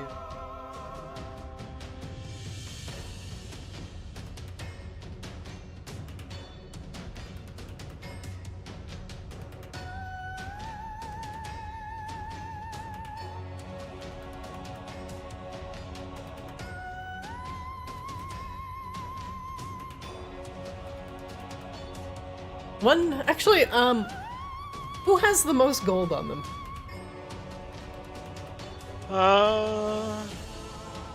Everybody, I have- tell me how much gold you have. Only gold. Only gold. 69.81. 69.81. I'm telling you, it's C-Swab or Kozlo. I do not have that. I have 4,077. How It's much do you have, fine. Corbella? 2,000 something. I'm the lowest in the party, even though I'm the fucking dragon. Well, you have a horde. You put it all in your horde. It makes sense. Rain is over 10,000. Rain's definitely the most. Holy Yeah. shit! That's like only half of her gold too, because she's got the other half on the ship.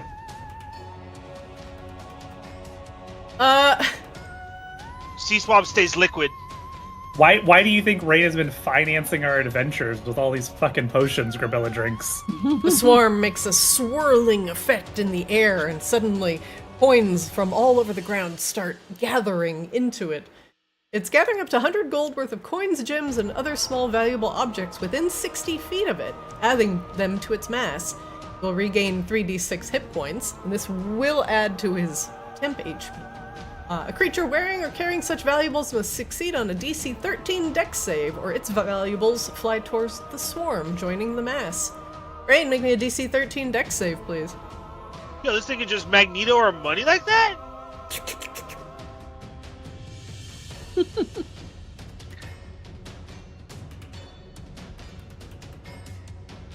That's an ability check.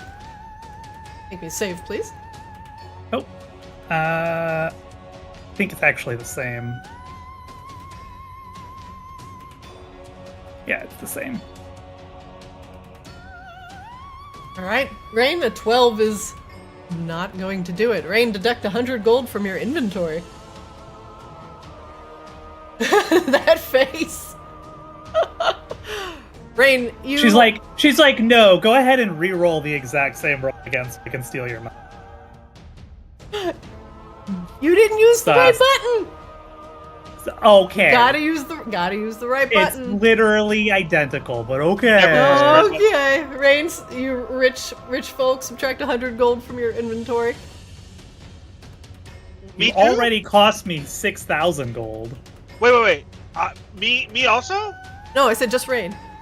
Oh, I thought you said you all. Oh, no, just Rain. Oh, I was about to be like, what the fuck? The Greed Swarm gets larger and gains 10 temporary HP.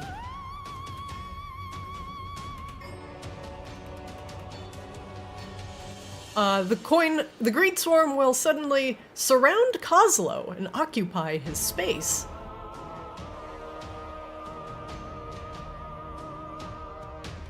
And Don't suddenly, like that. coins batter Kozlo's face and body, hitting you in the nose, the mouth, the eyes. They just ricochet off your head. You are in a literal whirlpool of coins. I feel like I should like this a lot more than I do. I was gonna say, is this not a Kozlo fantasy right here? Who's making it hail in here? Kozlo, you Sorry. are, All on a budget. you are deafened as long as a greed swarm is in your space. You cannot hear a thing as the sound of clattering coins deafens you. You know, I experienced this as a child because this is what hotels used to sound like when they still had quarters. So you just walk in, it's just clink, clink, clink, clink, clink, hitting the bottom of the tin all throughout the casino. So I actually know exactly how this sounds. Cling, cling, cling, cling, cling, cling, cling. It's the sound of winners. Kozlo, this will hit. Is there anything you want to react to before we apply damage?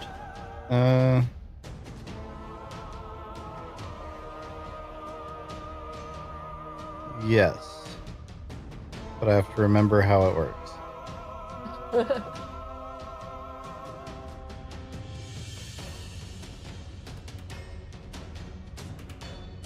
Oh wait, I can't do that one. This is a melee attack, right? It is a melee weapon attack. Okay. In that case, we will shield. As soon as I find it.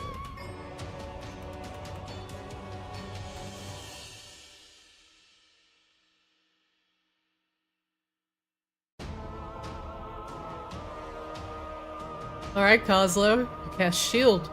Raising your AC to... What is your AC, Kozlo? Normally it is 16, so this raises it to 21 exactly. Alright, it will try and hit you again with the coin slam. And this will miss.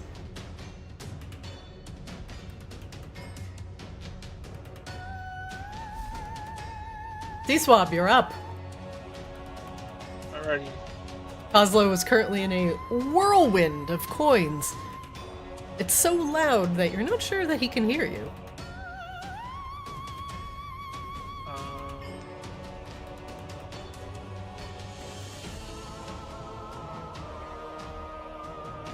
I will target the one next to me, and I'm gonna cast Shocking Grasp, which I should have with advantage because it's metal. Oh, okay. That is Hit him, 100% son. true. That'll hit. You just grab the money. Oh, holy shit. You just grab fistfuls of money as they whirl around your hands. They try and beat against your knuckles, and normally this would hurt a lot. You just send a jolt of electricity through the entire swarm. It arcs through the coins.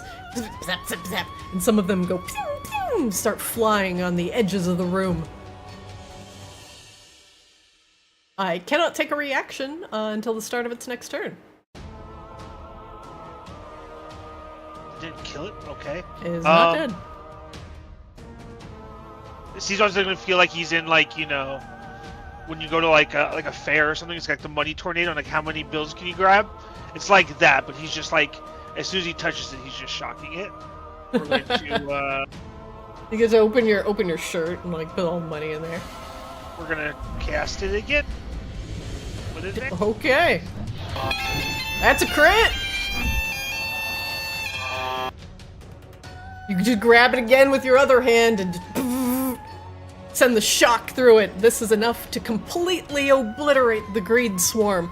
And the coins just start arcing electricity through each of them before they tremble and explode all over the room. Everyone who is not Kozlo is showered in gold coins. I'm making rain for my homies. Hey Swab, does that end your round? Yeah. Nice hit. Kozlo, you're up. Your shield goes down and you are deafened. Cannot hear anything. There's currently a greed swarm occupying your space. If you leave his space, he will do an attack of opportunity on you. That's what he thinks.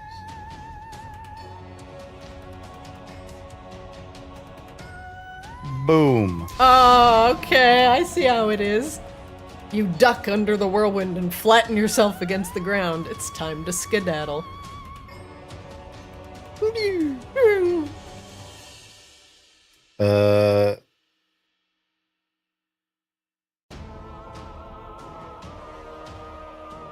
Kozlo does what Kozlo knows. And what's that, Kozlo?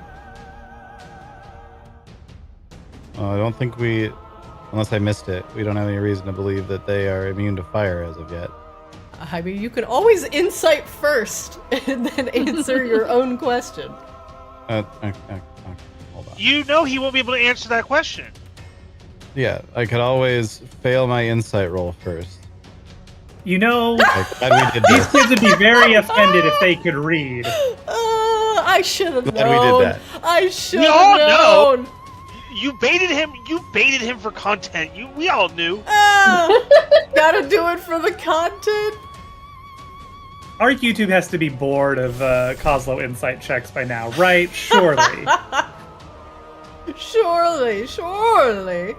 Kozlo, That's the compilation. That's the compilation of all of Kozlo's ones. and what an absolutely terrible roll with the minimum of 2. Mhm. The ones, definitely are 2s. You do 13 damage to the greed swarm. It is burning, however, as little motes of fire kind of connect to some of the molten coins, and they start flying erratically as they cannot be nice little spinning discs anymore, as they have welded together. They are not immune to fire. Alright. It will also burn at the start of its turn, though. Alright. Oslo, anything else you want to do with your round? I don't think there is anything else I can do at this point, so I guess that's done. Hey, oh yeah, you use your bonus action on your disengage. On my disengage, yeah. Very good. Rebella, you're up! The money is fighting back! Why? Just wanted to see if this fixes. Yeah, okay. I'm never not raging at this point, but it's always good to actually be raging. Yep. The gold is the first ABR. thing that we've tried to like make like a Pokemon that fought back on it. Yep. It's like, I'm not going in your I mean, pockets. that's not true. I have a net. Things could change. I'm just saying we usually convince creatures to come with us. Like, it's usually not a big deal. Like, do you want to come with us? Be a part of the horde? They're like, Okay, yeah. all right. You know what? Just for fun, we'll do what, my insight check, which usually also goes terribly. You cannot deduce Do anything these from the greed seem swarm. sentient at all? You is don't what I'm know. thinking. You Not don't. with the 7, no clue. I Yeah. love gold. None of gold. In which case, back to her owies. No. Ah. Oh no! All right, that's a crit. Probably on something I don't need a critical hit This for, is but this is here we rage are. looting. No! Yeah, why would you be mine? Smash the hook into the flying greed swarm. You want this gold. Oh god. Oh god. 44 damage. Jesus! Just whirl that flail around and comes crashing down into the whirlwind of coins. And all you hear is the sound of like somebody dropping 20 pounds of money on a metal floor. Just ding, ding, ding, ding, ding, ding, ding. It sounds like a Vegas casino in here. Coins are going everywhere, raining from the ceiling. Kozlo, like, one hits you in the head from the corner. The greed swarm still stands as a few coins are like pathetically kind of rotating around each other, still keeping some semblance of cohesiveness. In which case, again. Grabella, you do notice that these things are resistant to bludgeoning damage. And that is why That's they are fair. not dead. That's why it's not dead. Yeah. That'll hit. No, some of that was fire damage, but math. Another swing of the hook. Now that the coins are starting to get a little bit less in the whirlwind, they're a little bit harder to hit, but some still go rocketing across the room. A few still survive. About 7 coins worth are just kind of rotating in the air menacingly near you. Yeah. I'm hitting these hard, but they're difficult. That'll enter too. Alright. Next up, the greed swarm. There is one quite literally under Grabella, and it starts whirlwinding around her legs. Grabella, you are deafened as you are occupying its space.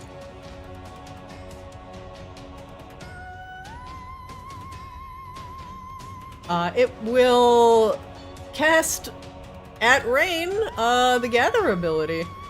Rain, make me a DC 13 dex save, please.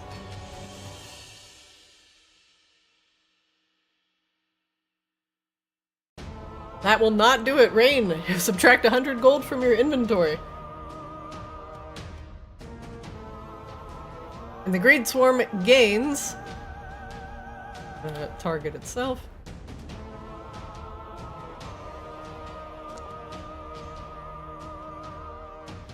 $13 coins of healing.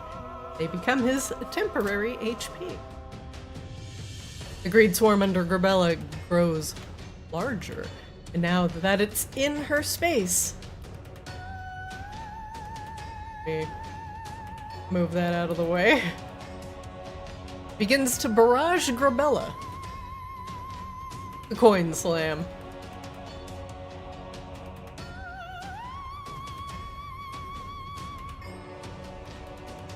That'll miss. As Grabella is too angry to be damaged, it begins to try and pelt themselves against her rock-hard skin. A 1 and a 2 is definitely not gonna do it for the Greed Swarm. And it continues to envelop Grabella in a vortex of greed.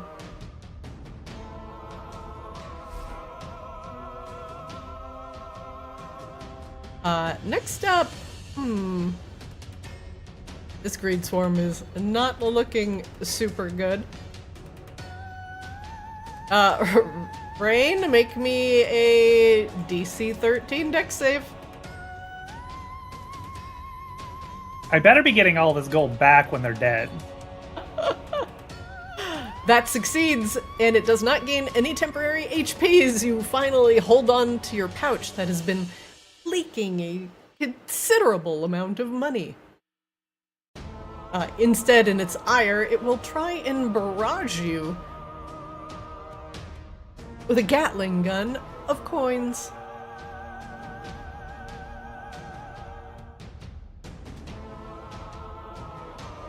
We'll do bludgeoning damage. If the swarm has half hit points or fewer, it will do an additional 1d6. This will have disadvantage against Rain. I think you're attacking Grabella. Oh.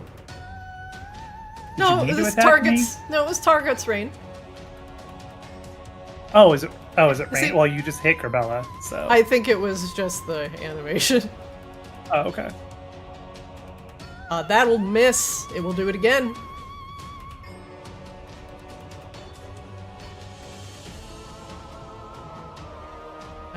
I had the wrong one used. My bad.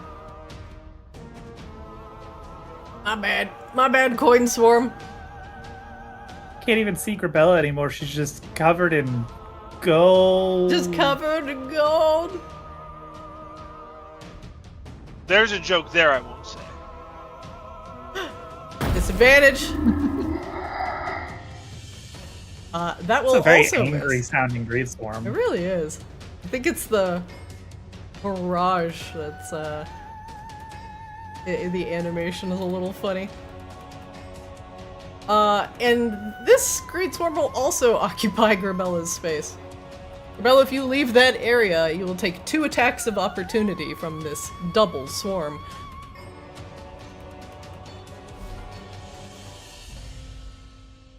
Rain, you're up! Your pockets feel lighter.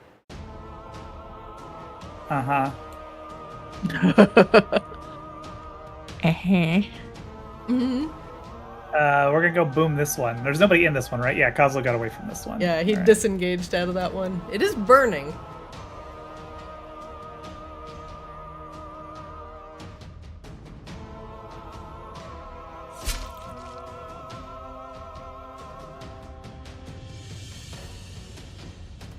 That'll hit!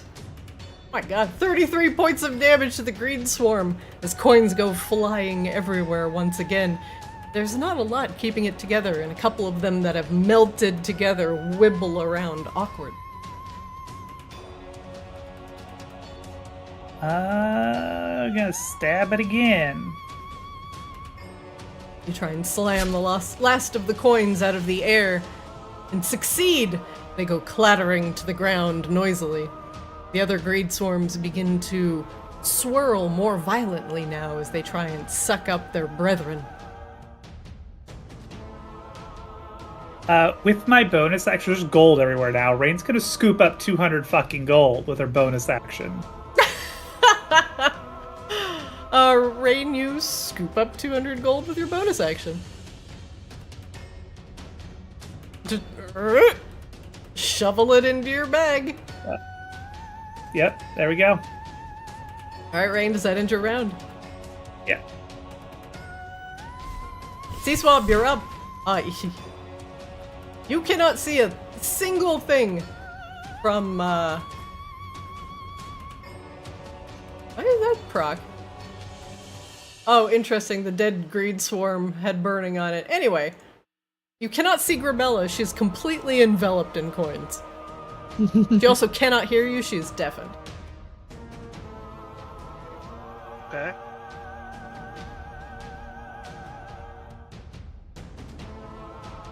Alrighty. I'm gonna get close. I'm gonna just hold my hand out. I'm gonna try to touch the swarm. Alright, let me give you a couple targets here. Ah, it's that one. That'll hit.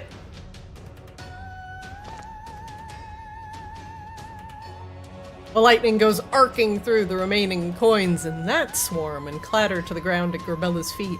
You think you can see your friend's eyes through the remaining greed swarm.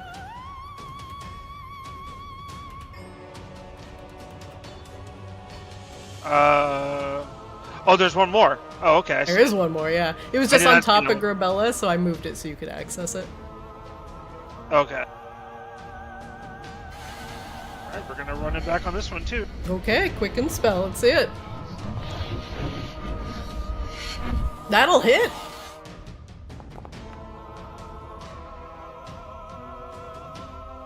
This one had collected more coins before you were able to use your shocking grasp, and you grasp it with your other free hand.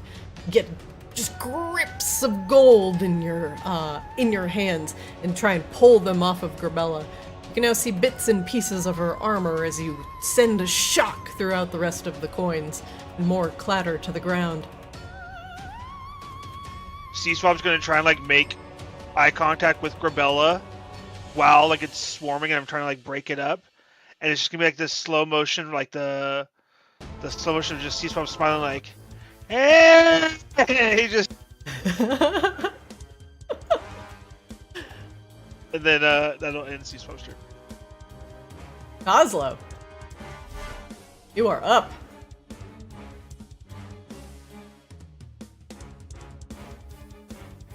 Well, it's murdering time. That greed swarm cannot use reactions because of the shocking grasp. That's the only one left, right? It Take is. the other one back.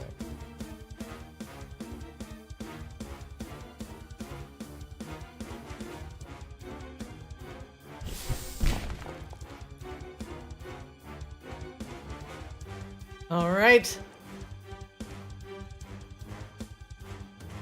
It doesn't seem like I'm having to roll for hit on Yeah, this. where is the attack roll? I just saw the damage.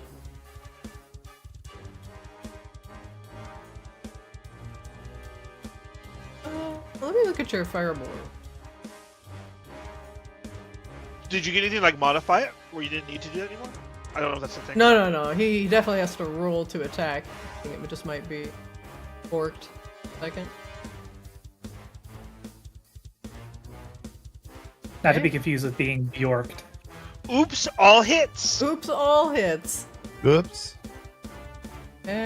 Firebolt. Action. Targeting one creature within 120 feet.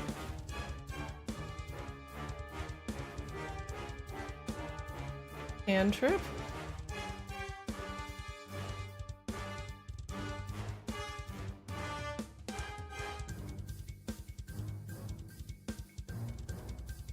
I also said I had no tokens targeted, but I definitely did. Kazuo, just roll a hit.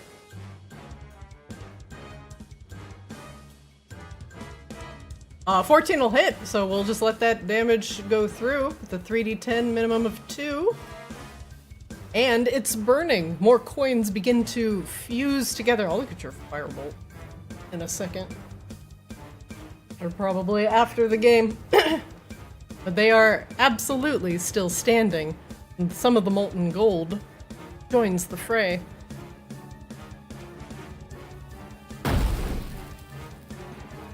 That'll hit the AC exactly. You do 6 damage to it, but suddenly, as you force blast it, coins go flying everywhere with force that you did not expect. And suddenly you realize these things are vulnerable to force damage. Glad we learned that now that there's only one of them left.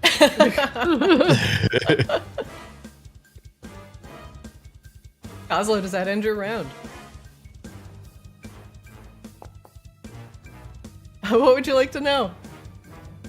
I have no idea. I didn't expect to win that roll.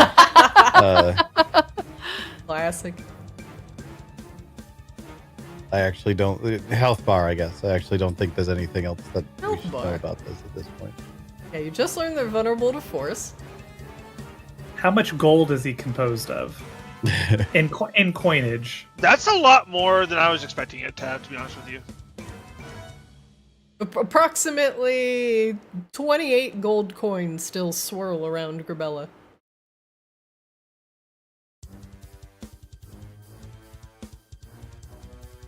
Speaking of which, Grabella, you're up. The coins are occupying your space, so if you move, they will attack of opportunity you. We just go swing like we are.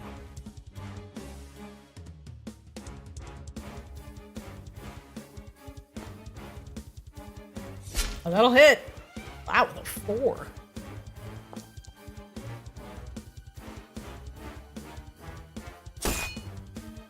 A little bit of that strike of the fire giants.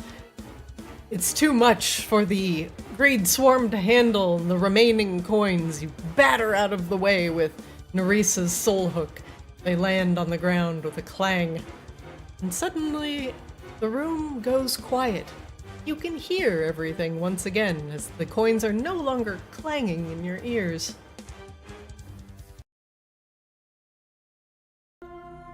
Hi, Grabella. What? Just saying, maybe you should, poke the gold piles first. I did by picking it up. All that's left are, well, is a bunch of gold scattered around the room. I'm gonna collect it up. Oh, there's a thing we can just split, huh? I'm sorry, is this correct in that it says there's 300 stacks of 1,500 gold? There's 1,500 gold in the room. Yeah, it says just one gonna of 300. It should just be 1,500 gold total. Oh, somebody just took it. I split it, supposedly. Okay. Okay. Yeah. I don't know who took the gold bar. I did. Yeah, expected me to have the most. Grabella's smart. She deposits hers in the bank. I mean the hoard. The Hoard. You got your box in the ship too. It's true. That's the cash reserves for when you drink me out of potion addiction. Which really is only mitigated by the fact that they cannot make enough potions and Maginot to sate your thirst, so It's true. That's true. they're always out. Well, I don't have not that kind of cleric around anymore. It's true. Do we want to throw some of this gold into the thing to see if the other door will unlock? So Well, the the other thing one I was put worth in was 300 something. it was like 315, I think. So probably approximately that again.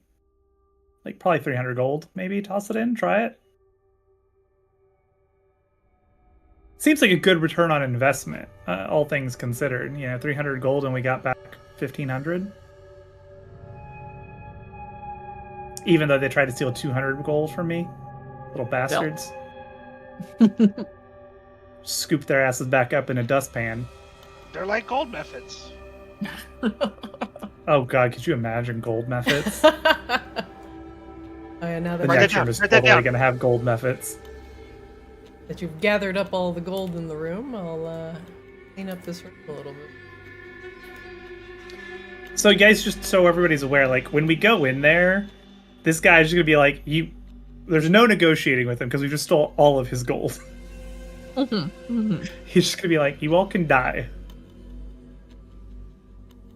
I'm gonna call him poor and show him forged documents and show how poor he is. We can also just show him all of his empty rooms that used to be filled with gold.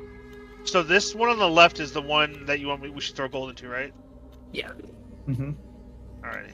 I will throw, I mean, I don't have anything worth 350 gold, so I'll throw 350 gold in there. Okay. Subtract 350 gold from your inventory, please. I have to pull up my calculator app 1 second. I think you can do minus and plus in Yeah. the gold section. You used to be able to do that. Yeah. That always makes me nervous, though. So then I would 'cause- do that, and I'd mess it up, and then I wouldn't know how much I had at all. Well, then Yeah. just write down how much you have right now in chat, and then do it. Why are you trying to find out how much C-Swab makes? It's Well, not she just illegal. checked I all of us. So. Yeah, I did. I had 7280. hmm I now have 6931. The maths. Yes, I needed a calculator for that. I'm sorry. I'm not playing D&D sober. You dump in 300 gold into the basin. The little flap on the bottom opens up, and the gold coins go blip, blip, blip, blip, blip, blip, blip, blip, blip, blip, ding, ding, ding, ding, ding, ding. As soon as the last one goes down, also you hear a click to the right. Sorry, to the left. I will once again check this for mechanisms and make sure that the mechanism has been disabled. Hey, make me an investigation check, please. No. Unsure. Maybe it's recessed too far back into the wall. But you look up, and the roof looks similar to the previous door. Assume they might work the same way.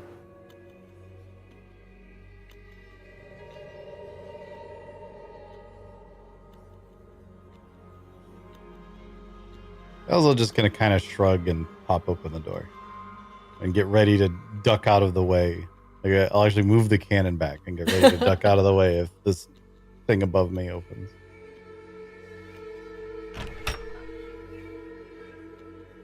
Nothing above your head opens.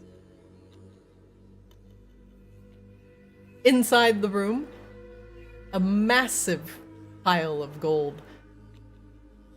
Seated on a table, the gold is heaped in a singular pile. It's taller than you are, Coslow.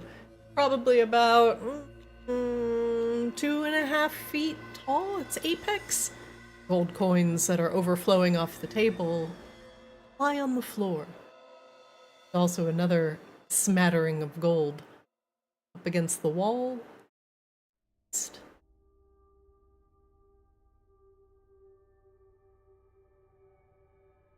Inside the room is another molten egg sack. This one, the largest that you've seen so far outside of the ones you saw where the Maragon were fighting over the soul coin. Probably about 4 feet tall from floor to the tip of the egg. And it is 100% covered in molten gold. There's also an additional one north.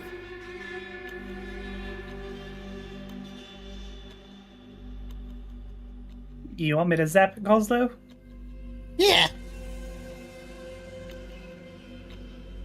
Zapping. The molten gold hardens and becomes a golden shell. which once again flakes off as the egg underneath writhes.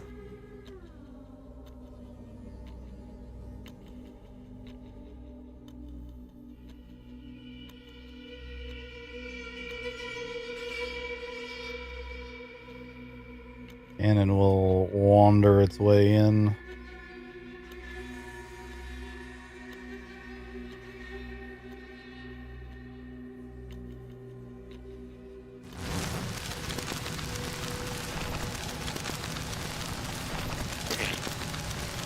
The egg squelches and disappears in a gout of disgusting fluids. And I'll ray of frost the other one too, I guess, up there towards the top. Yeah. Once again, the egg loses its golden shell.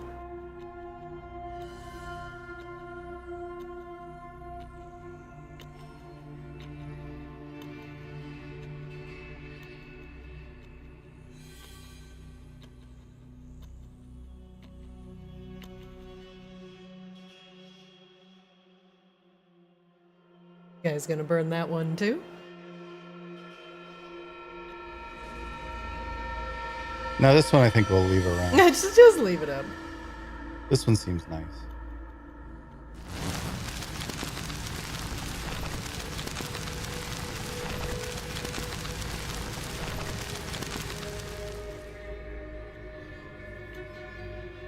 I'll check this door.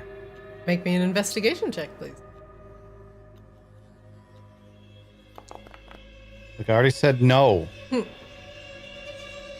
This wooden door is filthy. You don't think it's trapped?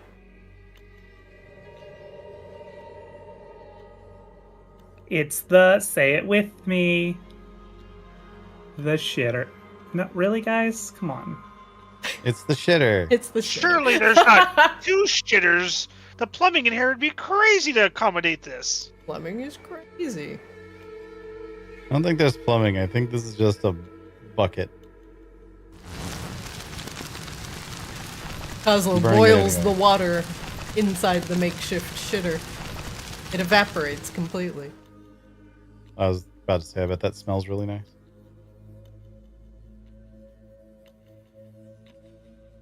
So will put himself in this corner over here on this like bed, move the cannon over, and then just watch Grabella with a resigned expression on his face, knowing what's going to happen next. Rain will stand right next to Kozlo. I don't want to hear it. I was the last one to come in here and touch the door.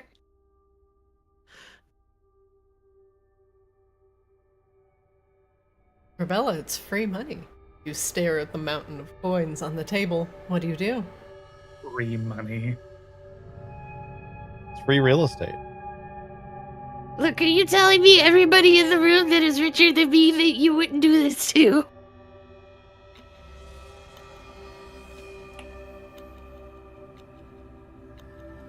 Go ahead, Grabella. Nobody's judging you here. I'm just waiting to attack it. Exactly. Yeah, I'm fine. Rebella, what are you doing? Grabbing it. Grab the gold. And it grabs back. Okay. No! Curse your sudden but inevitable betrayal! Oh, Honestly, we could have done this so much better by just like having Kozlo posted at the door, letting Grabella trigger it, and then just having a fireball queued up. I need everybody to roll initiative for me again. this is a different one. This is a different one. I'm dead. I'm so unbelievably dead. It's so big. Oh my god, Becky. It's quite large. It's the portal! And you were like, oh, let's just fight some more swarm. Yeah, these guys were easy. Oh no. This pile of coins is much bigger. and it sucks up instantly all of the other coins that were in the room. They all go flying in to join the pile. The pile gets larger and larger until suddenly it looks like an overwhelming tsunami. A Hoard Golem. Animated coins. And it's pissed.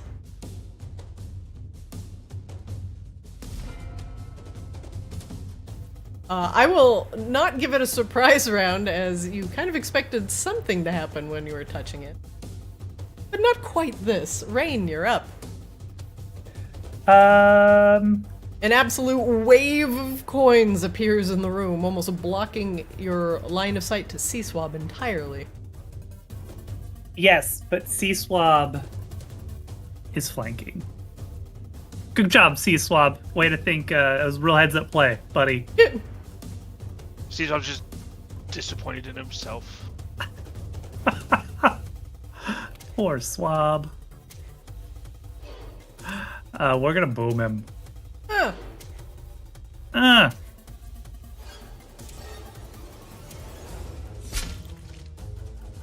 That'll hit. Da-da-da-da-da-da.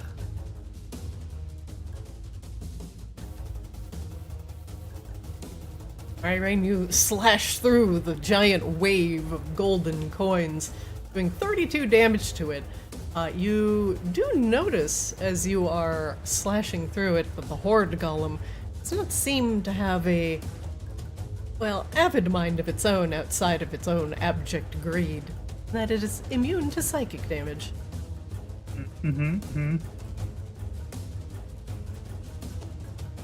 Well, he's still getting stabbed.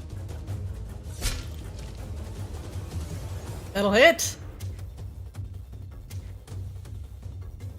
Once again, a few coins go flying across the room. This thing is significantly tougher and larger than the rest of the Greed Swarm. We'll insight just for the lulz. Yep. Cool. Cool. Neat. Totally sweet. This will conclude Rain's portion. Damn. Hoard Golem begins to spin and gyrate, starting to form a massive whirlwind that threatens to encompass the entire room. And in fact, it will. The Hoard Golem transforms into a 20-foot radius whirlwind of the treasures in which it is composed. In this form, it has immunity to all slashing and piercing damage. As a whirlwind, it can enter other creatures' spaces and stop there. Any creature in a space the whirlwind occupies must make a DC 17 dexterity saving throw. On a failure, the target takes 40 bludgeoning damage, and the whirlwind removes the most valuable visible item on the target, including wielded items but not armor.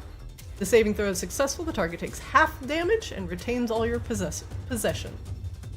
A golem can remain in the whirlwind form for up to 3 rounds, or it can transform back into its normal form. It will turn into a massive whirlwind, and he will move willingly. He is boomed.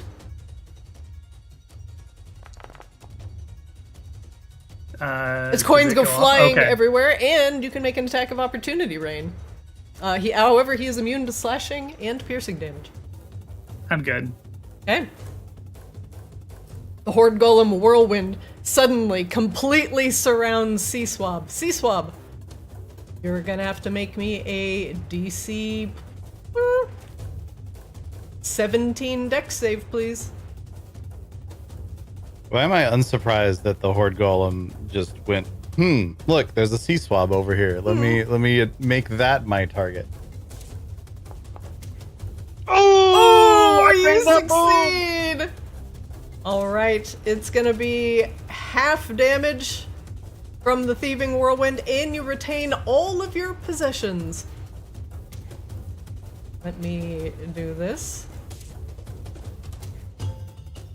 1 second.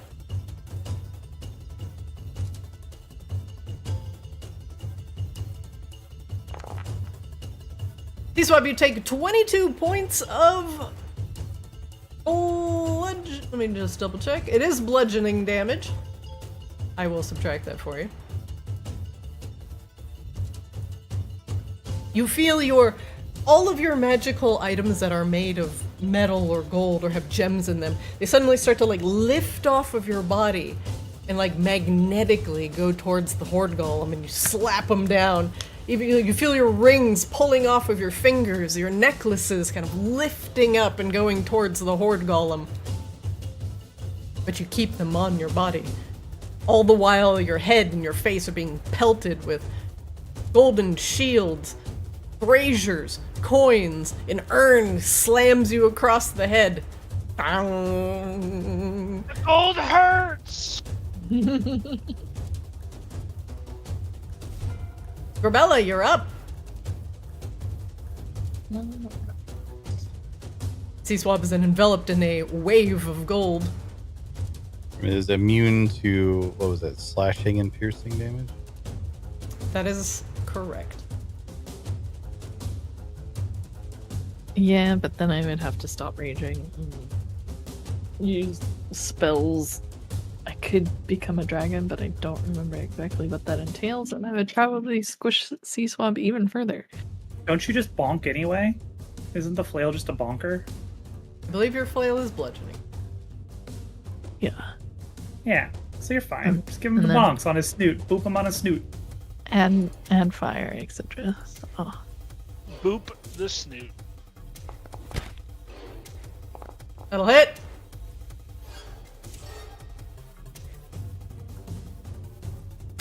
I have been forgetting this though.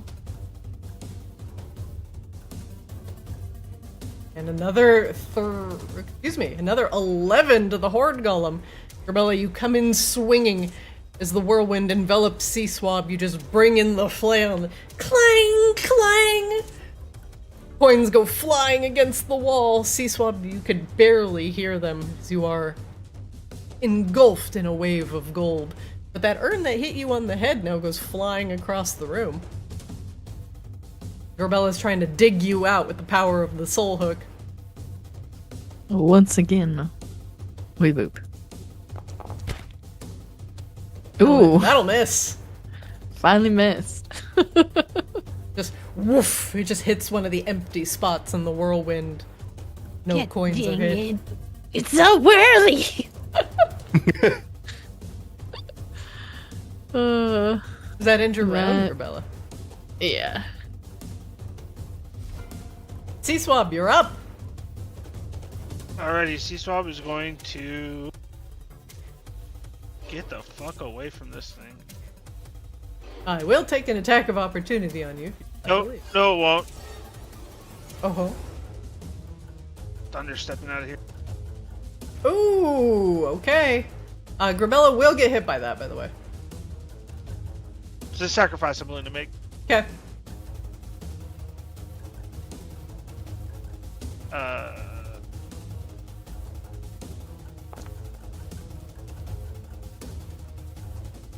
The Hoard Golem will make a con save with advantage. It has magic resistance.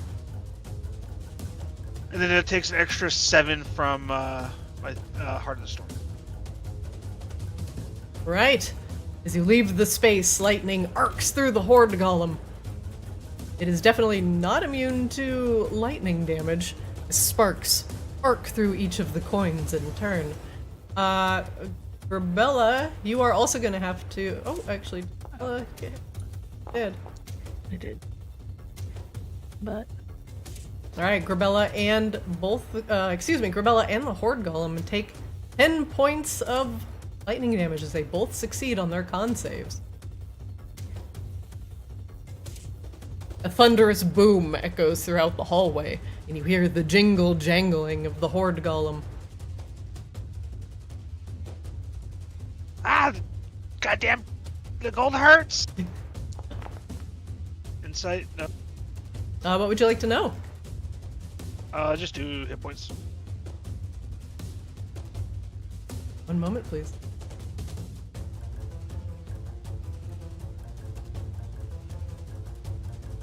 There you go. That'll end C-Swap's turn. Oslo, you're up. Hoard Golem is still in whirlwind form.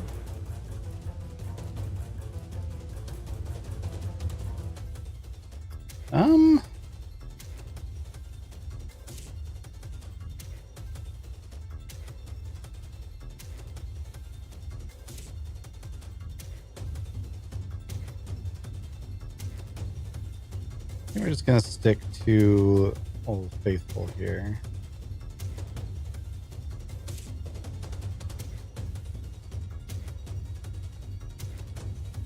Do this roll. Okay. Huh. Oh, that'll miss.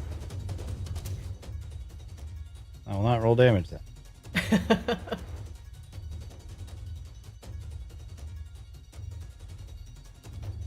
Oslo's cannon, however, will try its Force Blast. Ooh. Oh my god! Oh, that'll miss. That's double ones back to back. Oh, the whirlwind just avoids both of the hits and continues Oslo, swirling. no. I'll be in here. I'll be in the shitter. That will end my turn. All right, Rain, you're up. Oof. No piercing and slashing damage. Or psychic damage. I'm trying to find something that's not just casting a cantrip and passing turn, and I don't think I have anything. Being completely immune to 3 whole ass damage types is brutal. Yeah.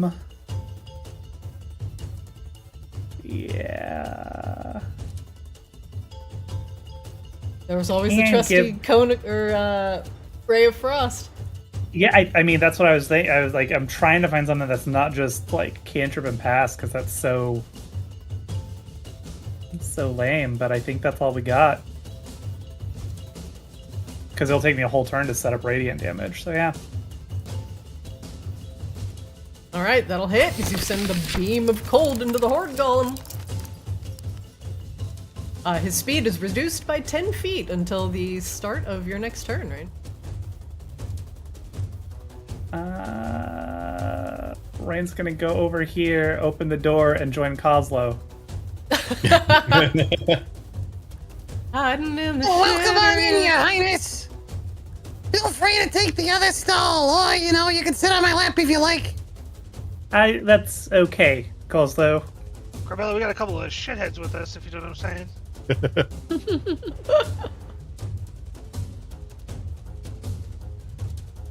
You can't see, you're around the corner. Does it end your round, Rain, as you hide in the shitter? That's Okay. all I can do. The Hoard Golem, still in whirlwind form, swarms over both Grabella and C-Swap. A crashing wave of coins on top of both of your head as he continues his thieving whirlwind.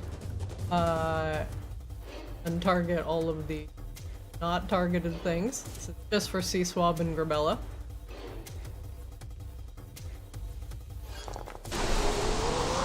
The best defense is a good shitter. Let me see those dex saves, please. It's asking me for one, which I don't think it's supposed to. I will remove any damage from yours. DC 17. I'm dead. I'm just dead. You failed by 1, C-Swab. Let's see, Grabella. Grabella also fails by 1. Oh no. Can I... hold on. I'm trying to remember if I have to be able to see you to Flash of Genius. You do. Rip. Definitely do. Rain, I believe you can close that targeting reticle. I'm gonna undo the damage that was not I'm supposed dead, to happen. actually. You're not... Hold on. From the Sentinel, not from Kozlo, not from the other Sentinel, not for Rain. C-Swab, you go down. Gorbella, your damage is halved because you are raging. You go down to 80 HP as the wave crests over Gorbella. Gorbella, you get kind of crushed by the bludgeoning damage, and all of a sudden press down on Sea-Swab, and he just disappears. You literally cannot see him anymore. He's smothered under a ton of gold. No.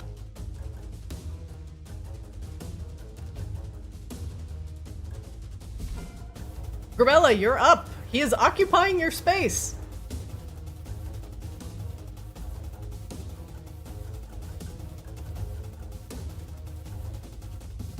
Right. In which case we just... Oh, actually, I need to do- resolve, sorry, the last part of the thing, because you both failed.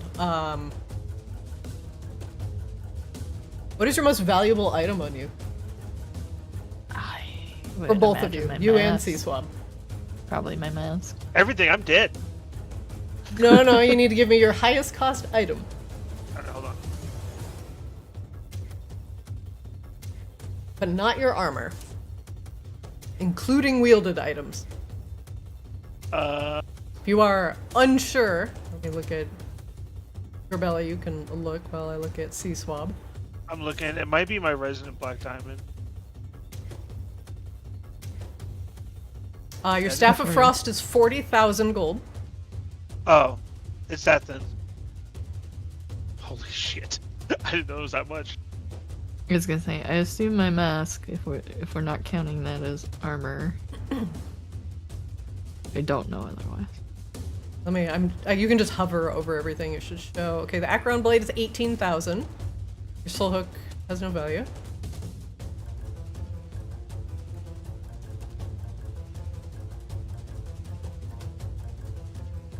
No, it's your Shield of the Blazing Dreadnought. That's worth 75,000 gold. Yeah. Holy crap. Your Golden Mask is only worth 3,000. Well, there you go. Alright, Gorbella, for Sea-Swab, your Staff of Frost is deactivated.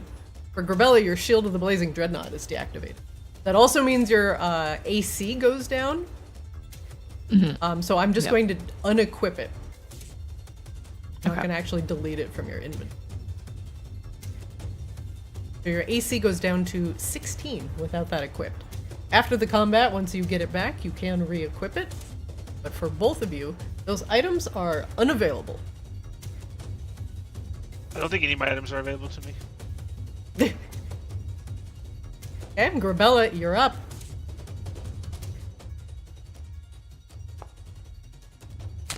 That'll hit.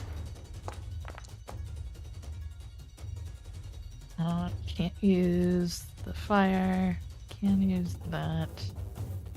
I need to use... Oh, this might kill it. Oh, it does! Gorbella, you just swing in a blind arc towards the pile of gold that is Sea-Swab. Try and clear off a bunch of the coins that are smothering his body, and just... The wave that was the Hoard Golem, you cut it in half. The part that was cresting now falls down in a heap near the table between Sea-Swab, and you just see his Staff of Frost now sitting where his body currently is, like a grave marker. But the coins do not move, neither does Sea-Swab. This combat is currently over. He's hell. Sea-Swab is down. Also, I was gonna step out. Like, Oh, hey, what's going on here? Oh, God, Sea-Swab's dead again. Who could have possibly seen that coming?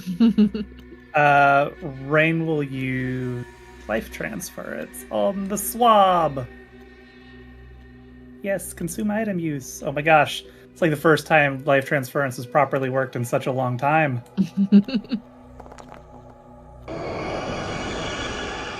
Oh, it hurts. Alright, Rain, you take 13 points of damage to heal Sea-Swab for 26. Sea-Swab, you probably don't want to see a single gold coin ever again. I don't believe that's true. Someone's gonna like sit up and like reach in and like slam this potion of healing. Gorbella, did you re-equip your shield? think so. It's not changing my AC. It did. It was Oh, it 16 did. before, Just on and the- then yeah, I now see it's it now. 18. My potion My of healing brain. is not working. Oh, must be one of the old ones. Okay, here, let me get rid of those. Yeah, some of the old items are buggy and don't work, so if you have that problem, please ancient items and just replace them with new versions. 1 second, C-Swab. Where are your potions? I only had one. You have 4.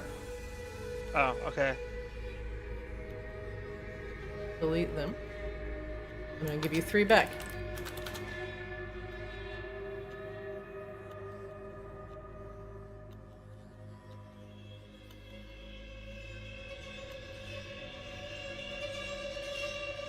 Alright, you should be good. C-Swab, you can give yourself 8 HP back as you quaff a potion of healing.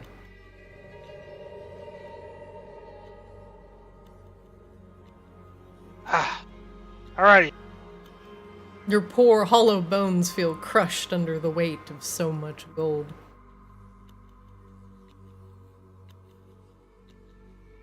Steve Swab's gonna just look at Rain and Coslow and just start to cry. What? I gave you some of my health, C-Swab. Yeah, after I gave that golem all of mine. Yeah, well, I Although- can't help that you started the combat right next to him. I didn't choose that for you. Fellow will come over and smear a bunch of goop on C-Swab. As you are all healing and recuperating, doing your healing goop, for Bella, you notice that the coins start to lose their luster and go from yellow to a pallid gray. Ah, they're just lumps of slag. Worthless. Useless. No value at all. Rude. C-Swab, you regain 20 HP, and you're suddenly feeling a lot better. I thought you were gonna wipe your hands on me after you didn't wash your hands after going to the bathroom. Holy shit, you rolled really high, Coslo. You maxed that out. Yeah, that's literally full 8s and a 4. That's amazing. I'm actually not sure where the other D8 came from in that. I think it's your, the rod that's affecting your spells. Oh, does the firearm actually benefit the healing? I think it's only your damage spells.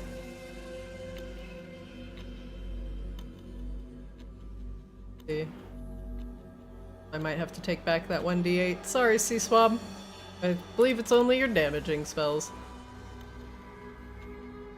That's what I had assumed, and that's how I've been treating it, but it popped up and seemed to really want me to roll 2d8 there, and I was not going to argue with it until later on when I argued with it. Yeah, it is only your damage. You can pry that 1d8 hit point from C-Swab's cold, dead feathers. Well,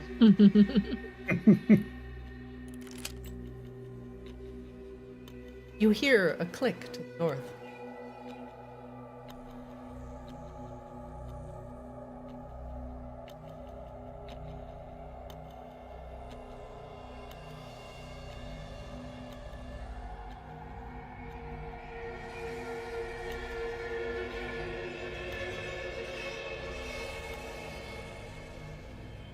Goslo's just kind of expecting that click came from the door down at the end. But he's watching those sentinels very closely.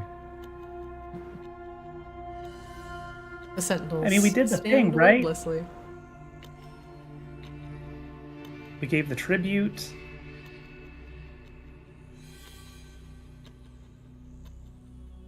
Do the sentinels seem like they're still active? Make me a perception check. AC is going to be very high. And it's perception, so I'm not going to make it. Mm. Look Well, at flash of genius. While they still look active, they aren't moving. Fine then, I won't flash it. What do you all do?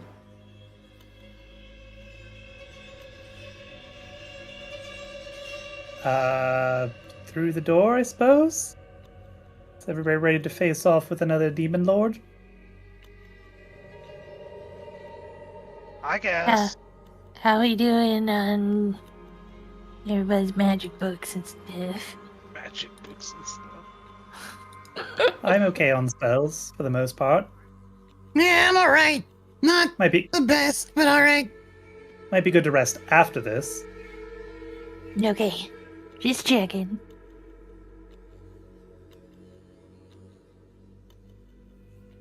Alright, well, As you muster up whatever his name is. As you muster up the courage to continue on, Arexian may have to wait till next week. It is a little past 9 o'clock, and that's the end of the session for today. You have defeated the Greed Swarm and the Hoard Golem, discovered a room full of treasure and a room full of lead. But now, a gold-loving demon lies beyond, and now 2 succubus are no longer pestering for bargains. You have made it through these gilded halls, but what exactly waits at the end? More greed? More gold?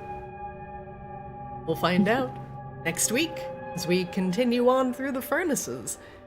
Gilded halls. See you guys next Monday. Sounds Yay. good. Yeah. Yeah. Yippee! I forgot to show this. I got this in Japan, and I only bought it because it reminded me of this. It's a little raven sticker. It's or a crow sea swab. Yay! What a little gronker. He's a little guy. And, unlike Sea Swab, still alive. sticker. Technically, Sea Swap's alive. Damn.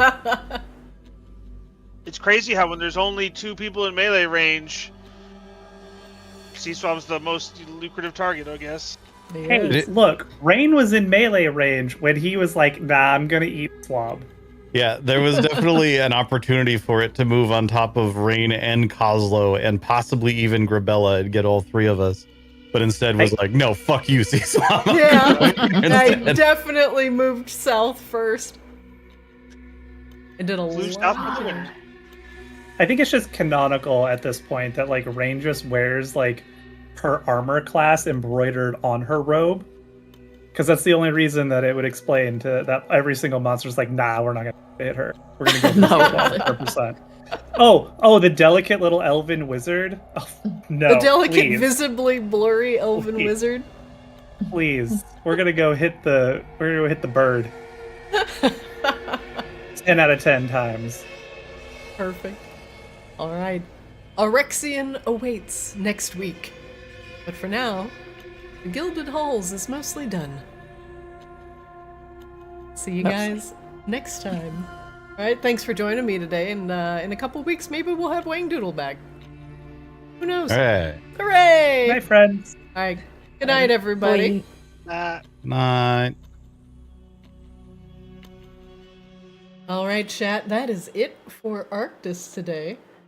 Oh, well, my computer crashed in the middle of the session, but I'm gonna update my graphics drivers after this, and hopefully we won't have this problem next week. In the meantime, if you missed any of the action, check out our YouTube channel at ArctisDD on YouTube. We are a tiny YouTube channel, so give us a follow, give us a sub. Greatly appreciated. Missed out on fun sessions and moments from the session? Well, you can catch up on our shorts and our funny moments over on Play Arctis on Twitter, TikTok, and Blue Sky. And I'm your DM's Arena. Hey, thanks for hanging out, everybody. I appreciate you. Thanks for chilling in chat, and if you're just lurking, Etc. and Goose, thank you for hanging out in chat. Appreciate you very much. But for now, continue through the furnaces next week as the possibly longest, maybe second longest, Arctis dungeon delve continues. Thanks for watching. I'll see you next time.